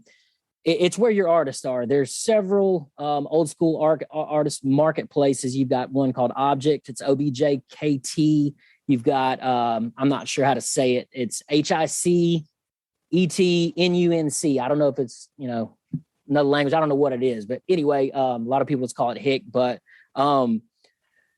those two marketplaces were where I got started, but now I'm pretty much full on Tezos. I mean, I'm constantly buying stuff in there, more of an art collection than anything. And there's, major, not influencers, I would call them, just people who you can listen to, who will guide you through this market. People that have been talking about generative art since, 15, 14, 13 years, a long time before I even knew it was a thing, and a long time before it was actually made into NFTs, just digital art as itself, generative art. And man, it's opened my eyes. It's open, I've got a collection that's a lot bigger than it needs to be. But at this point, I'm meeting so many cool artists. I'm seeing their life. I'm seeing however much they want you to see, of course, but you're able to talk with these people. And I think that that's one of the major things that collecting art as an NFT, collecting digital art, allows you to do that you couldn't with traditional art. And I mean, I think I backed up my collection the other day, and I think I'm probably at 1,200 pieces. And you couldn't have that in the physical world. You couldn't collect that, not just because of the money, but the storage space and everything else. So seeing the networking of people in between this, seeing how certain artists are more successful than others that I don't think they're as talented as, but they're so good at being able to sell themselves, promote themselves. Social media is such a huge part of this.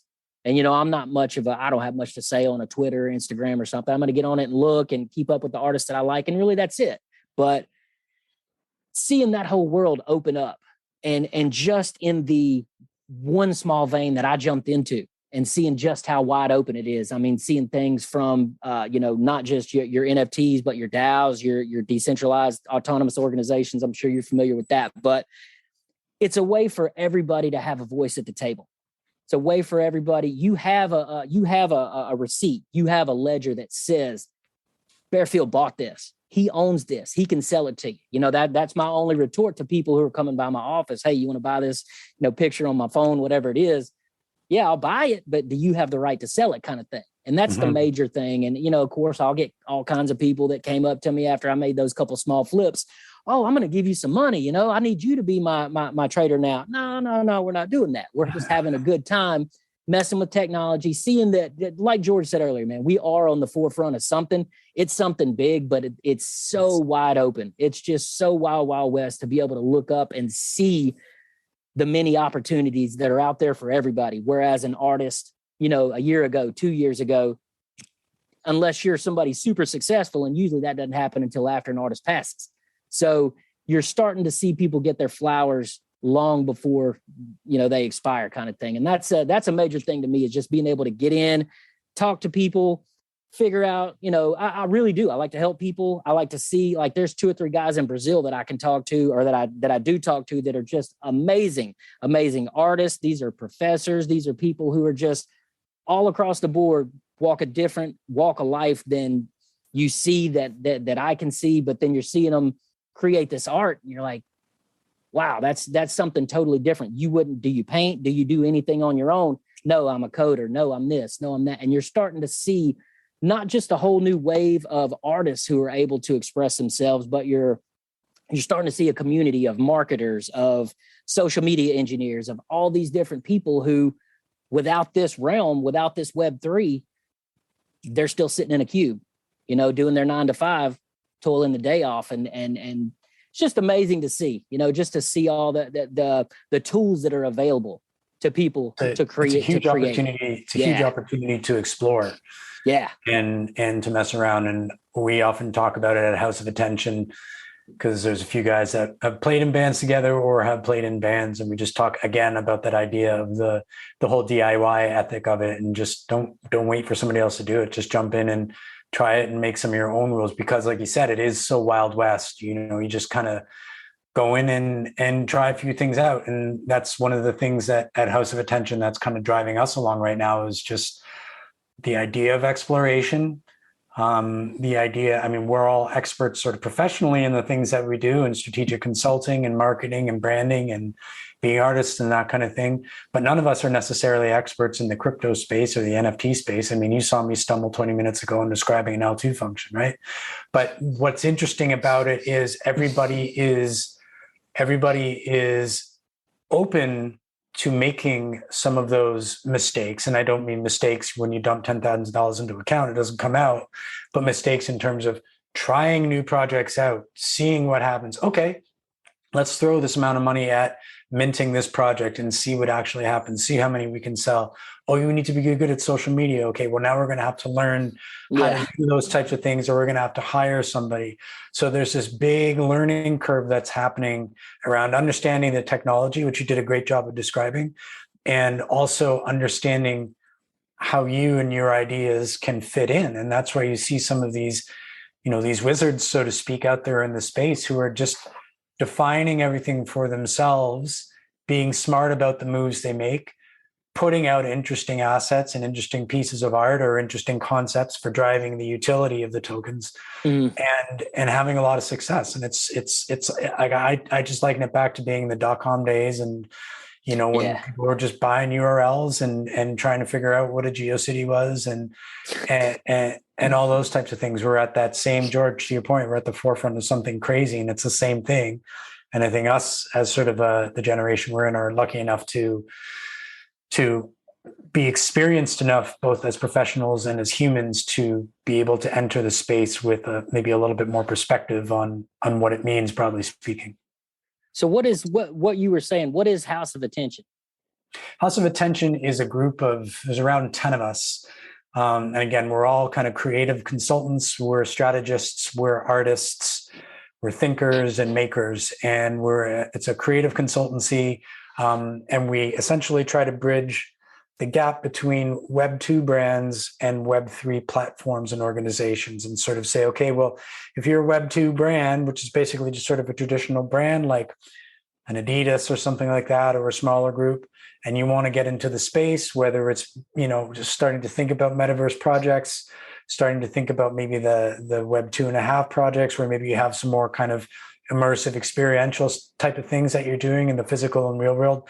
Well, we help advise those brands how to move into the space, the right partners to talk to on the Web 3 side of things, so that you can get in touch with the right developers and the people behind the right layers or the right bits of development technology or whatever it is, to form those unions that allow the brand experience that was happening in Web 2 to happen in Web 3 in ways that are meaningful, in ways that are interesting, in ways that add value to the people receiving them and the people who are driving those messages. So again, it's a lot about exploration, but it's a lot about just sort of competent strategic advice, and a lot about just sort of scratching the itch of wonder with a lot of people right now, understanding who you're talking to audience wise, understanding what they want and what they're interested in, and then attempting to provide that for them. So it's a cool little shop.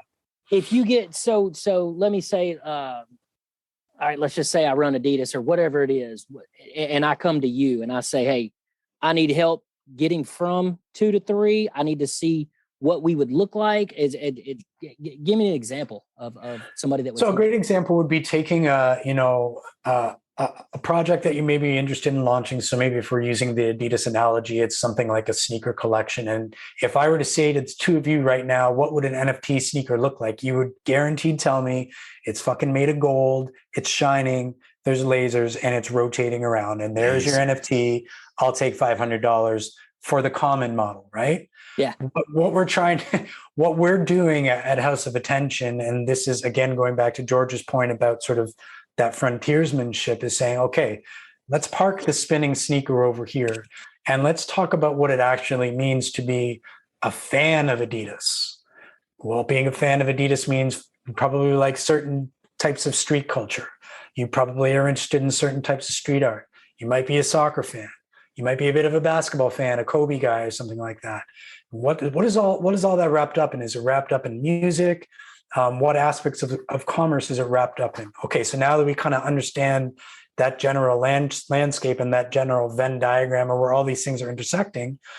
Now we can start to talk about the type of assets, the type of tokens that we can put together that are actually going to matter to fans. Because as much as I love the Premier League, the idea of a spinning Mo Salah or Harry Kane with his arms folded and again the lasers, I'm not interested in that. Laser. But what I am interested in is maybe accumulating 2 or 3 trading card style pieces, which in and of themselves aren't that dynamic, but maybe suddenly I'm given the opportunity to burn those 3 off to make sort of a more potent NFT, or maybe I'm able to burn those 3 off for the opportunity to go hang out in the director's box with another group of George and Barefields and Allans who are all interested in the same team or the same experience.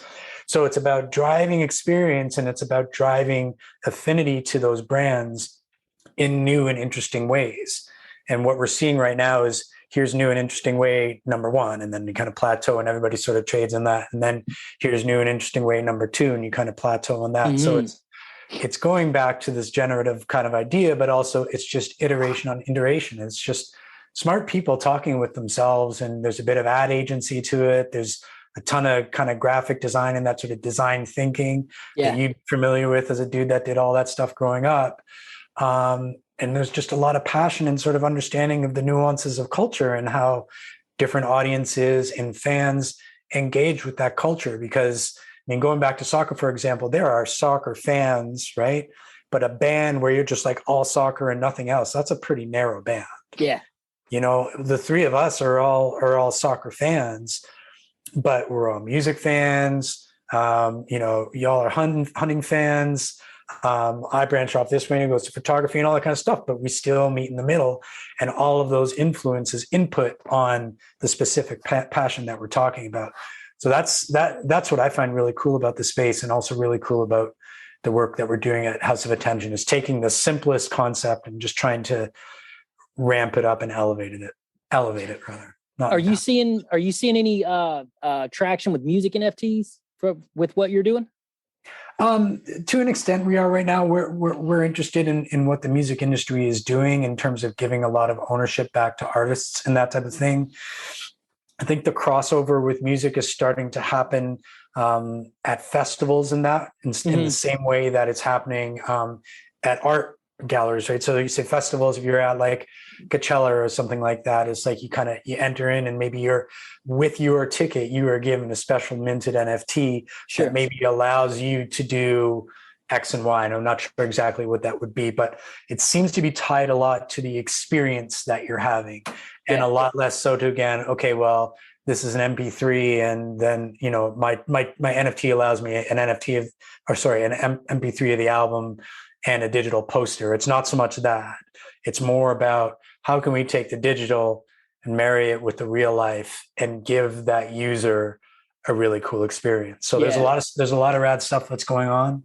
And it's just about giving artists and the people who surround them the opportunity to be super creative about the what ifs that are surrounding their art, right? What if we did this? What if that was on fire? What if the 18 elephants came out of that area right now? Well, maybe all of that can if you mash all your NFTs together. Or what if this whole fucking audience took their NFTs of Coachella and decided to all burn them at once? Does that mean that fucking Steve Aoki is coming out of that corner? Or is it Damon Albarn? Laser. Right. Or is it Tape Recorder 3 reuniting? You know, it's those kind of possibilities in the experience realm are really interesting. And there's some people at our shop who their main gift is just coming up with these insane what if scenarios and giving people the opportunity to indulge themselves. That's the coolest part that I've seen, is just some of the most insane scenarios actually coming to fruition. And who thought of this? What kind of team put it together to make it work? It's mind blowing. But like you said, you get a bunch of smart people out there talking. Like that was most of my education last year, was being on Twitter Spaces, just listening to people talk, just listening. Oh, wait a minute, hold on. You know, and then you go back to the drawing board. And the next time you're ready, you're like, man, I got this revolutionary plan I came up with last night. And then, you know, everything plateaued that night before. You're like, okay, y'all are headed in this direction now. Right. One of the things I did and let me touch back on it real quick about the artist side of NFTs. One of the really cool things that I see now, as opposed to traditional art, an artist sells a painting, 100 years ago, they get that money and that's it. Well, you've got these smart contracts that build in these continuous royalty clauses. So I buy something, from artist X for $100, they get, whatever the royalties, $20 off of that. I sell it to you. They get royalties off that sale. You sell it to George, they get royalties again. And I think that's a really cool thing to help out the starving artist. Yeah, the part's wicked. I think the other part that's really cool, and you touched on it a little bit, Jason, the idea of the community building and having fans being able to engage with artists. I love the idea of airdropping and that kind of thing. So pretend that, you've bought 3 of my photo NFTs and blah, blah, blah. And whether you sold them on or not, it doesn't matter. It's the metadata being able to identify your wallet as one that has purchased directly 3 or 4 pieces from my wallet. I can then say, okay, well, there's obviously somebody there who's interested in what I'm putting together. So how about for this little release that I'm going to do, that wallet's getting an airdrop no matter what. And gives the artist an opportunity to just kind of experiment. Okay, maybe these are my photos that I'm just experimenting with, or this generative art that I'm not really sure about, and I'm going to throw it over here and see what happens. So it's just a really cool way to stay in touch with people and experiment with ways that I think are largely consequence free. And like you said, you can make some decent money, and even if you don't, you can kind of just see things traveling along and sort of start to understand, well, there is an audience for the work that we're doing or I'm doing or whoever it is. And I think that's super fun. There's a and of course I'm going to butcher it. Somebody's going to come with some research on it. But can you speak at all on the Creative Commons, the CCO part of the contracts at all? That part I'm not familiar with. So the way that I'm understanding that is, let's talk about, your highest performing, your highest selling NFTs, your most popular. Of course, you got your CryptoPunks, some of your originals, you've got your Bored Apes. That's the ones that a lot of people are seeing now. You've got, Neymar, you've got all your soccer players worldwide getting into it. You've got your Snoop, Eminem, all those guys are, they're buying these Bored Apes because it is a social status at the end of the day. They're paying X amount of money for this thing to be in this club. Well, whatever the club may be, and again, this is just my understanding of it, how Yuga Labs is who created the Bored Ape Yacht Club. Right. What they've done, they've given CCO, which is Creative Commons. It allows, instead of them limiting you paid whatever it was to have one of these Bored Apes. You can now monetize that Bored Ape however you want without paying them anything else. Right. You can turn that. You've seen people, since these apes are becoming more and more recognizable. I think I saw some in the window at Hot Topic the other day. I mean, you see them out there on basketball players' sneakers on the court. You see these apes and you're going, okay, this is something. And of course, the FOMO culture that we have, everybody's going to look at that and go, I need whatever. So one of the guys that has an ape, he opened a restaurant in LA. Yeah. It's like a burger restaurant or it's something. Yes. You've got people doing beer. You've got people doing lotion. You've got all these different things that you're allowed just because of this ape, and I think that that's pretty cool how they've made it a standard deal that's set. And again, I'm butchering the language on it, but it allows them to profit and monetize off of something that they've invested in. And I think that's awesome. Yeah, it's exciting. It really cool. Is. So that's another thing that you're starting to see. And then, this whole plateau thing that we were talking about, just over the past 2 or 3 weeks, there's just been this huge uproar in the artist community for sure. But I guess the collectors have decided that they don't want to keep giving these artists their royalties. They want to buy them once, give them the royalty and be done with it. And the artists are going, wait a minute, of course. And then that's what everybody's talking about, or it's what they were talking about last week. I'm sure it's something new this week, but just seeing that and just seeing how fast the space moves. Are you seeing where you're having to hire younger people who are more in tune with, I'm telling you, man, the whole, you see it more than any, the social media behind this, the meme community, the meme driven stuff. It's unreal just how hyper focused a lot of these people are. And man, when you come across somebody who's good at the Twitter part, who's good at, pushing any of it, they're really good. And they're good in a way that comes natural. These people aren't going to school for this. It's a certain, and I do feel like that it's part of the younger generation that's coming up, your 20-year-olds, wherever they are on it, I start to see that more of them are a lot more successful and not only pushing different things online, but they're able to understand it and break things down for, whoever's listening in a way that you can understand it. And I think that's just invaluable. Yeah, there's a ton of young people that are involved in the space. And I think that, at my age, it would be foolish to claim any dominion of expertise over social media whatsoever. It's just, to your point, it comes so naturally to people 1-2 generations behind us that, I don't have the aptitude or the expertise. For me at this point, and this goes back to a lot of the theme of what we're talking about, the playing field is entirely level.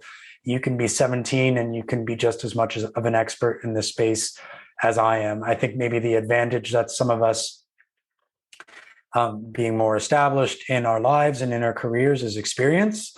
But that, again, that's no guarantee of success either. But there are tons of ideas coming from youngsters that are driving the space, and I think a lot of that has just become with youth, because with youth comes energy, and a lot of creativity and just ways of thinking that at our point we're a little bit more set in the way we think and the way we approach things, and that's that. So there's tons of space for everybody in this space. I think it's really cool for that. Well, so it's really go ahead, George.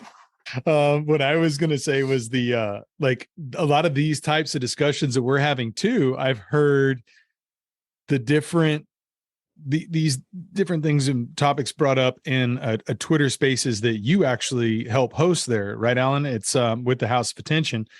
And, you don't have to have Twitter to hear it. Allan sends me a link and I text him my comments throughout, and he's like, would you just get on Twitter already? I'm like, no. So I'm like, he'll kind of interject my comments. There's a Texan who thinks this. He's a dumbass, but it's really like I'm hearing a lot of the different artists you're working with, a lot of the people who are behind the marketing of these ideas of just talking about this new forefront, and it's really fascinating to tune into those. And I'll include a link here, as well. But could you talk to me about, how you guys put this together, what your goal is on that, and just kind of get people familiar with, what you guys are doing in that, Twitter space there? The spaces are basically tiny little workshops. So we have a meeting, a weekly meeting, and we just jam out on what we're doing for the week. And then when we do the spaces, it's basically a reiteration of that. We just talk about some of the ideas we've been kicking around. If somebody's got a little piece that they've written that's up on the company LinkedIn or whatever, we might go over that and maybe use that as a launching point for the ideas for that week. And we just riff on different ideas and again, it's all about just working through our impressions of the space and trying to, we don't necessarily come to a conclusion at the end of the spaces, right? It's about talking with each other. Occasionally we have guests on. We encourage the people who are listening to jump in and chat if they want, because that space is as passive as you want it to be. And it also can be very active. And Jason, you would know that, given your own experience with them.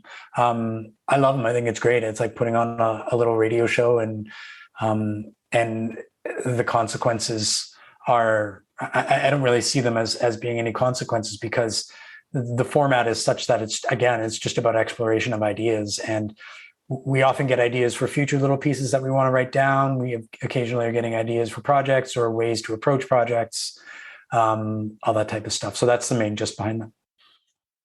That's cool, man. Thanks for sharing that. And that's you guys doing that Tuesday mornings, right now?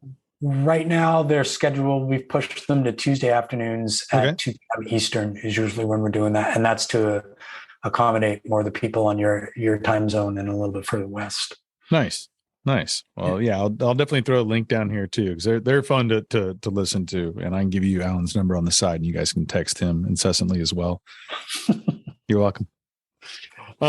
Let's chat a little bit more about that. Like, you were talking about some of the kind of interesting interactions in these live events with like the NFT and the world and the W3 world. And there was an example you talked to me about, and I had meant to ask you about it earlier and kind of get into it a little bit more, but I had kind of forgotten to, and now it's just dawned on me it'd be a good time to, with the NFT photo booth that you guys had helped create and sell to some of these events, these kind of conferences and whatnot. Could you talk to us a little bit about that and kind of how you've been involved in some of these? I know you went to, is it NFT NYC or NYC NFT? I always say it backwards.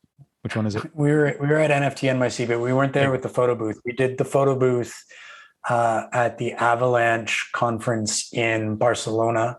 And then we also did it at Consensus in Austin. It's basically, it's what you think of. It's part of it.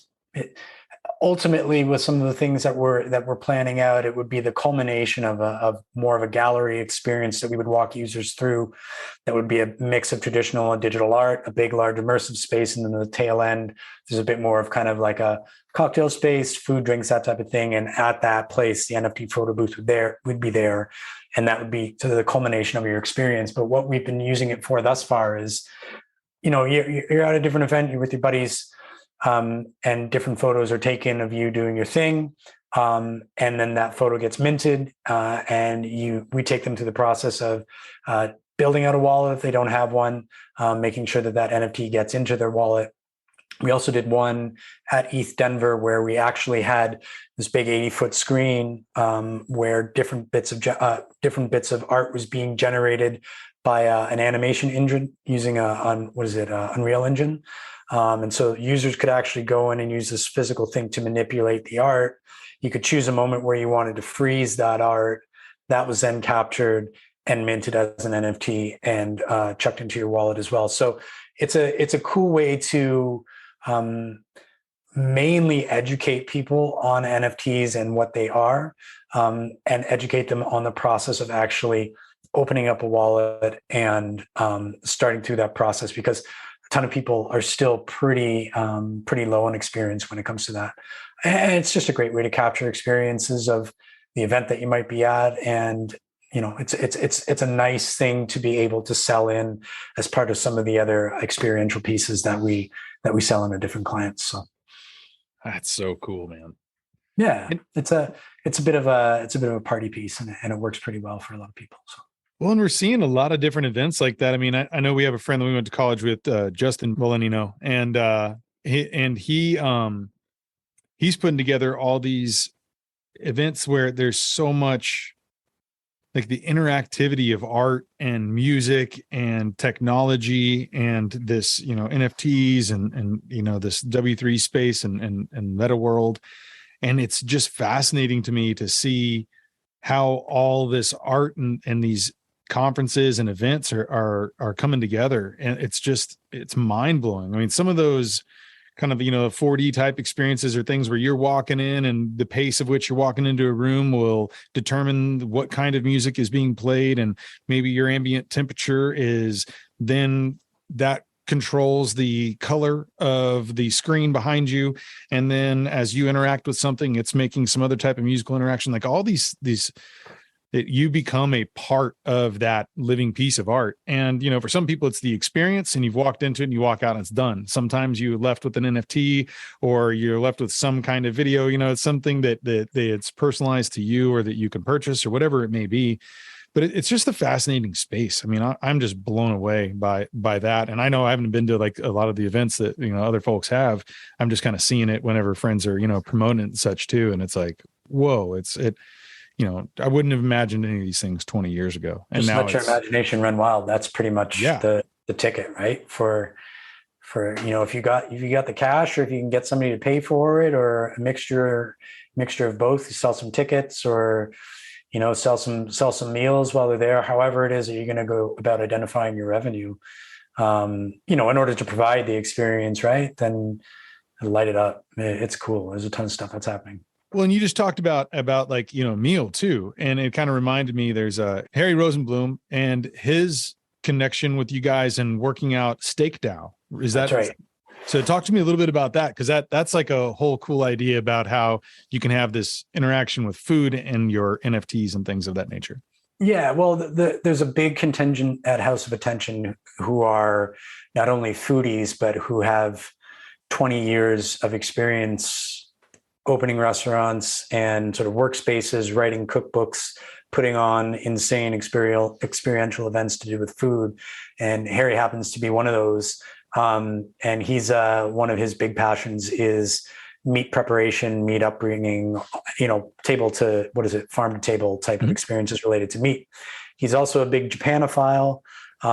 So he's very interested in sort of Wagyu beef, and particularly he has a line on olive-fed Wagyu, and it only occurs on one island in Japan. And basically, farmers take the cast-off from pressed olives and feed their cattle that food. And in addition to being free range and organic and all those big bywords, it has this olive-fed aspect to it. So it's this really, really, really beautiful marbled and highly exclusive meat that he has access to. So he set up a project where basically you're able to purchase NFTs at two levels. I think there's sort of a standard level and a premium level. And the purchase of the NFT gets you into that kind of traditional Discord community where you're able to access, some of the people who are involved in the project. There are discounts related to some of the, food preparation items that would go along with it, knives, cutlery, all that kind of stuff. But your NFT gives you access to purchase different cuts of that meat and various quantities of that meat. And basically what they do is when the NFTs are sold, they'll then be able to identify the number of cattle that they are then able to say to the farmers, we're buying these from you. And then the farmers will be okay, there's 10 of them, there's 20 of them, whatever it is. And then from the moment that those cattle are butchered all the way through to when they get the meat to the meat processing facility in California, you as an NFT owner are apprised of their progress. You as a member of the community are understanding where things are going. It gets to the processing facility, and then your meat goes out and it's fulfilled to you. You're able to choose your cuts, all different stuff like that. So that's the main functional aspect of it. And then you get into a little bit more of the out there far-fetched stuff with respect to pop-ups, with respect to online butcher shops that are connected to the project, and you're just developing this little ecosystem of meat dorks that are just loving everything about it, but getting a really cool experience related to their passion and related to food specifically. So it's a very cool project. I believe that it's being minted at the end of September, the first NFTs. We're going to do kind of a soft launch with those, with a view to being at Art Basel in some capacity, and also at South by in some capacity. And there will be some run-up events inside of those landmarks with respect to different pop-ups and stuff that we're going to do. So it's a cool project. It's very cool. Some really smart people and interesting people in the space are working on that one. I did have a question for you though, Allan, on the photo booth. Are you getting the blowback that we talked about? Are you getting people that come up and just try to talk shit? Or there are always people that are going to talk shit. And I mean, like, truthfully, you can look at it for what it is, which is essentially a camera that's attached to a computer, that's attached to a custodial wallet that rapidly mints NFTs and sends them into people's wallets. And that is, you could call that a gimmick if you want to, but it's at this point in the game, it's a beautiful thing because it's like those are two things that people want to hear, right? The idea of a photo booth at a wedding, great. And then NFTs on top of that. It's beautiful. It's a wonderful idea. I don't know that its legs are going to be there in 18 months or something like that, or maybe even 12. But the best part about it is that it's a sudden link to the whole ecosystem we've been talking about. Yeah. Get your wallet done on the spot. What about these? What's the fuck's a mnemonic phrase? Here it is. We wrote it out for you, motherfucker. Like, take it, fold it up, put it in your wallet, and you've learned something today. And it's just demystifying NFTs to a certain degree. And if it's attached to the experience that is related to the artist or to the brand, or if it's attached to us, again, great. But a lot of the stuff that we're really interested in at House is around educating people, and we're not trying to be like secretive with NFTs and Web3. We're in it to get everybody going on it. Because so art and flipping and for whatever other reasons aside, I mean, you feel like there's a future, like you feel like this is the technology that we're. I do, man. Okay. I think that this is where property is going to be exchanged, like physical, notable property, vehicles, homes, deeds. You already see stuff about fractionalized real estate. I don't know a ton about that, but it sounds a whole lot like a timeshare to me. Mm-hmm. But it's a concept like that made good. And like, I think your knowledge of smart contracts is one of the most essential components of the space. And absolutely, I think that is where, if you can code in Solidity and if you can really wrap your head around how a smart contract works and kind of reverts back in on itself and then goes this way. And if you can get your head around how that shit works and you've got a bit of an imagination or you're tied to a few people who do, that for me, that's the shit, right? Because that's where you can really let your imagination run wild. And because I think the PFP stuff is just like that to me is AOL. That to me is GeoCities, and you know what I mean. And I just say that not to disparage at all, because it's a very exciting toe dipped in the water. But for me, it's it's all about ownership, right? That's it. And that's how I feel about what you're saying on it too. Just as far as the knowledge of the contracts, the smart contract. I mean, just in my industry alone, working in oil and gas, that's what we work with day in and day out. Totally. So many contracts, and the way that these smart contracts are putting it all out there for you, the way that they're giving you the receipt, the ledger on the back end, the way that all this stuff is transparent for all parties involved. I see it as future. I see it as, I do believe we'll use it as some sort of voting technology. Just on all, like definitely ticketing for events, things like that. I mean, I think that it's definitely the future on that. So I think that was more what I was asking. Are you getting people who are giving you blowback because they don't know, or people who actually come to the table and go, nah, this is bullshit because of this, this, and this? Or is there people to just go, I heard about NFT and I don't know what it means. So fuck. I think it's mostly people who don't know. Truthfully, I think it's mostly it's such a foreign concept. And you mentioned it earlier, the idea of right click and save. Like George and I have even been on other calls with buddies who have kind of thrown that bullshit out and been like, yeah, but here's why that's not right. And 2 days later, I just opened up a VV account, boys. Like once you get it, you get it. Yeah. And yes, I have some money tied up in it, and yes, I have some time tied up in terms of the work that I'm doing with House. But for me, like it would be irresponsible. We're all a little bit ahead of the curve, but it would be irresponsible to walk away from it right now and dismiss it. You know what I mean?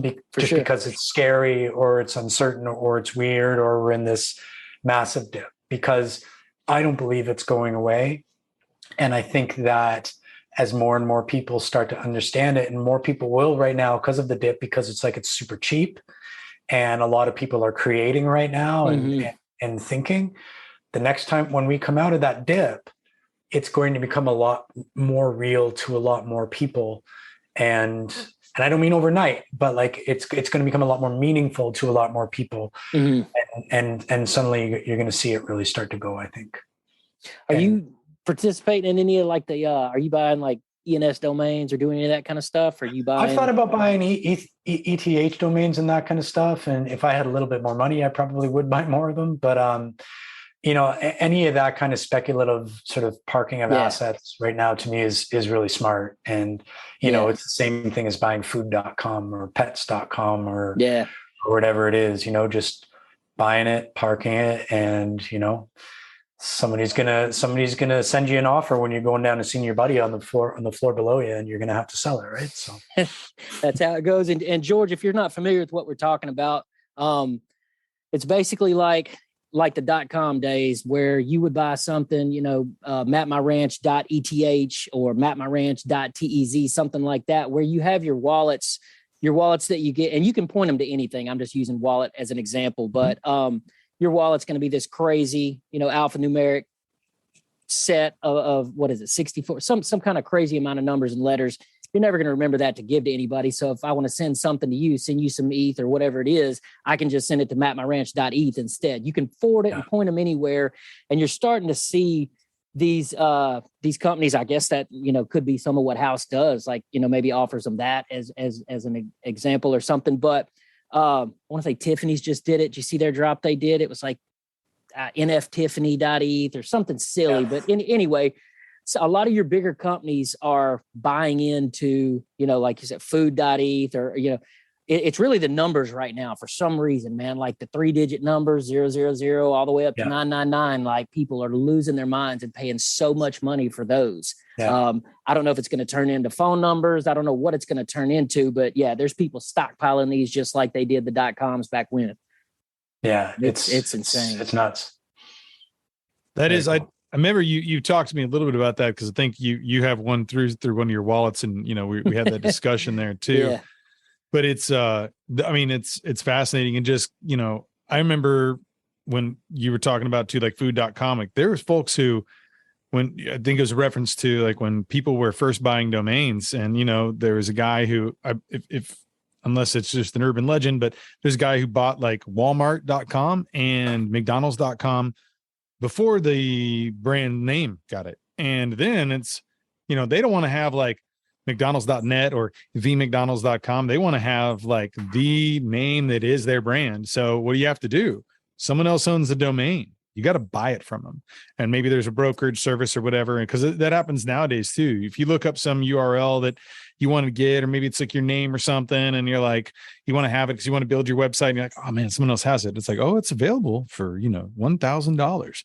Or, people are selling it, they're listing it. There's auctions for them and things too. And so the same token too of what you're speaking with now too. I mean, there's a company I know of. It's a huge company in the outdoor space. And I remember looking on and, like thinking that, maybe we'll see them do some kind of world, NFT world stuff. And I saw that their name was not taken. And because I had searched it just to see if they bought that. And I was like, I'm going to go ahead and pick it up.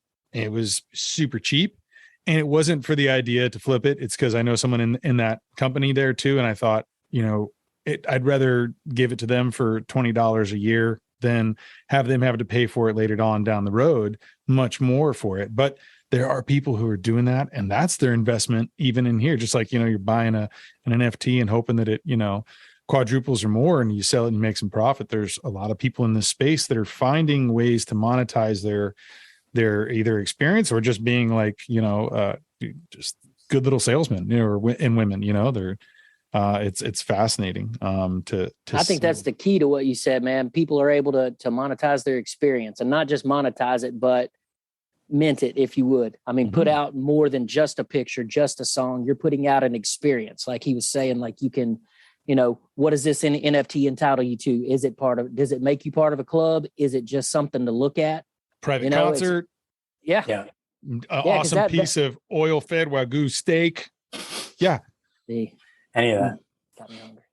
That's great, man. Well, guys, this has been a lot of fun. I hope that we can, down the road get back together again and kind of chat about, what's happening with our trajectories of these businesses, or, whether it's House of Attention, whether it's the album that Jason and I are going to drop in like 2047. We'll get together and chat about these things too. I think we had a really good overview of these kinds of spaces, as well as, ourselves. And I think that it's going to be really beneficial for especially some first time, listeners of this kind of, this world and the NFTs and Web3. And I encourage everyone to go check out Allan's, hosted Tuesday afternoons Twitter space, and we'll have the link below there too with the House of Attention. And, we got a lot more, coming up too that we can chat about with some of your events you'll be doing. And, when you're here for South by in Texas, I'm sure we'll get together. Maybe we can the three of us can get together at the ranch, just down the road there from Austin and, and shoot the shit there and record something live. That'd be fun.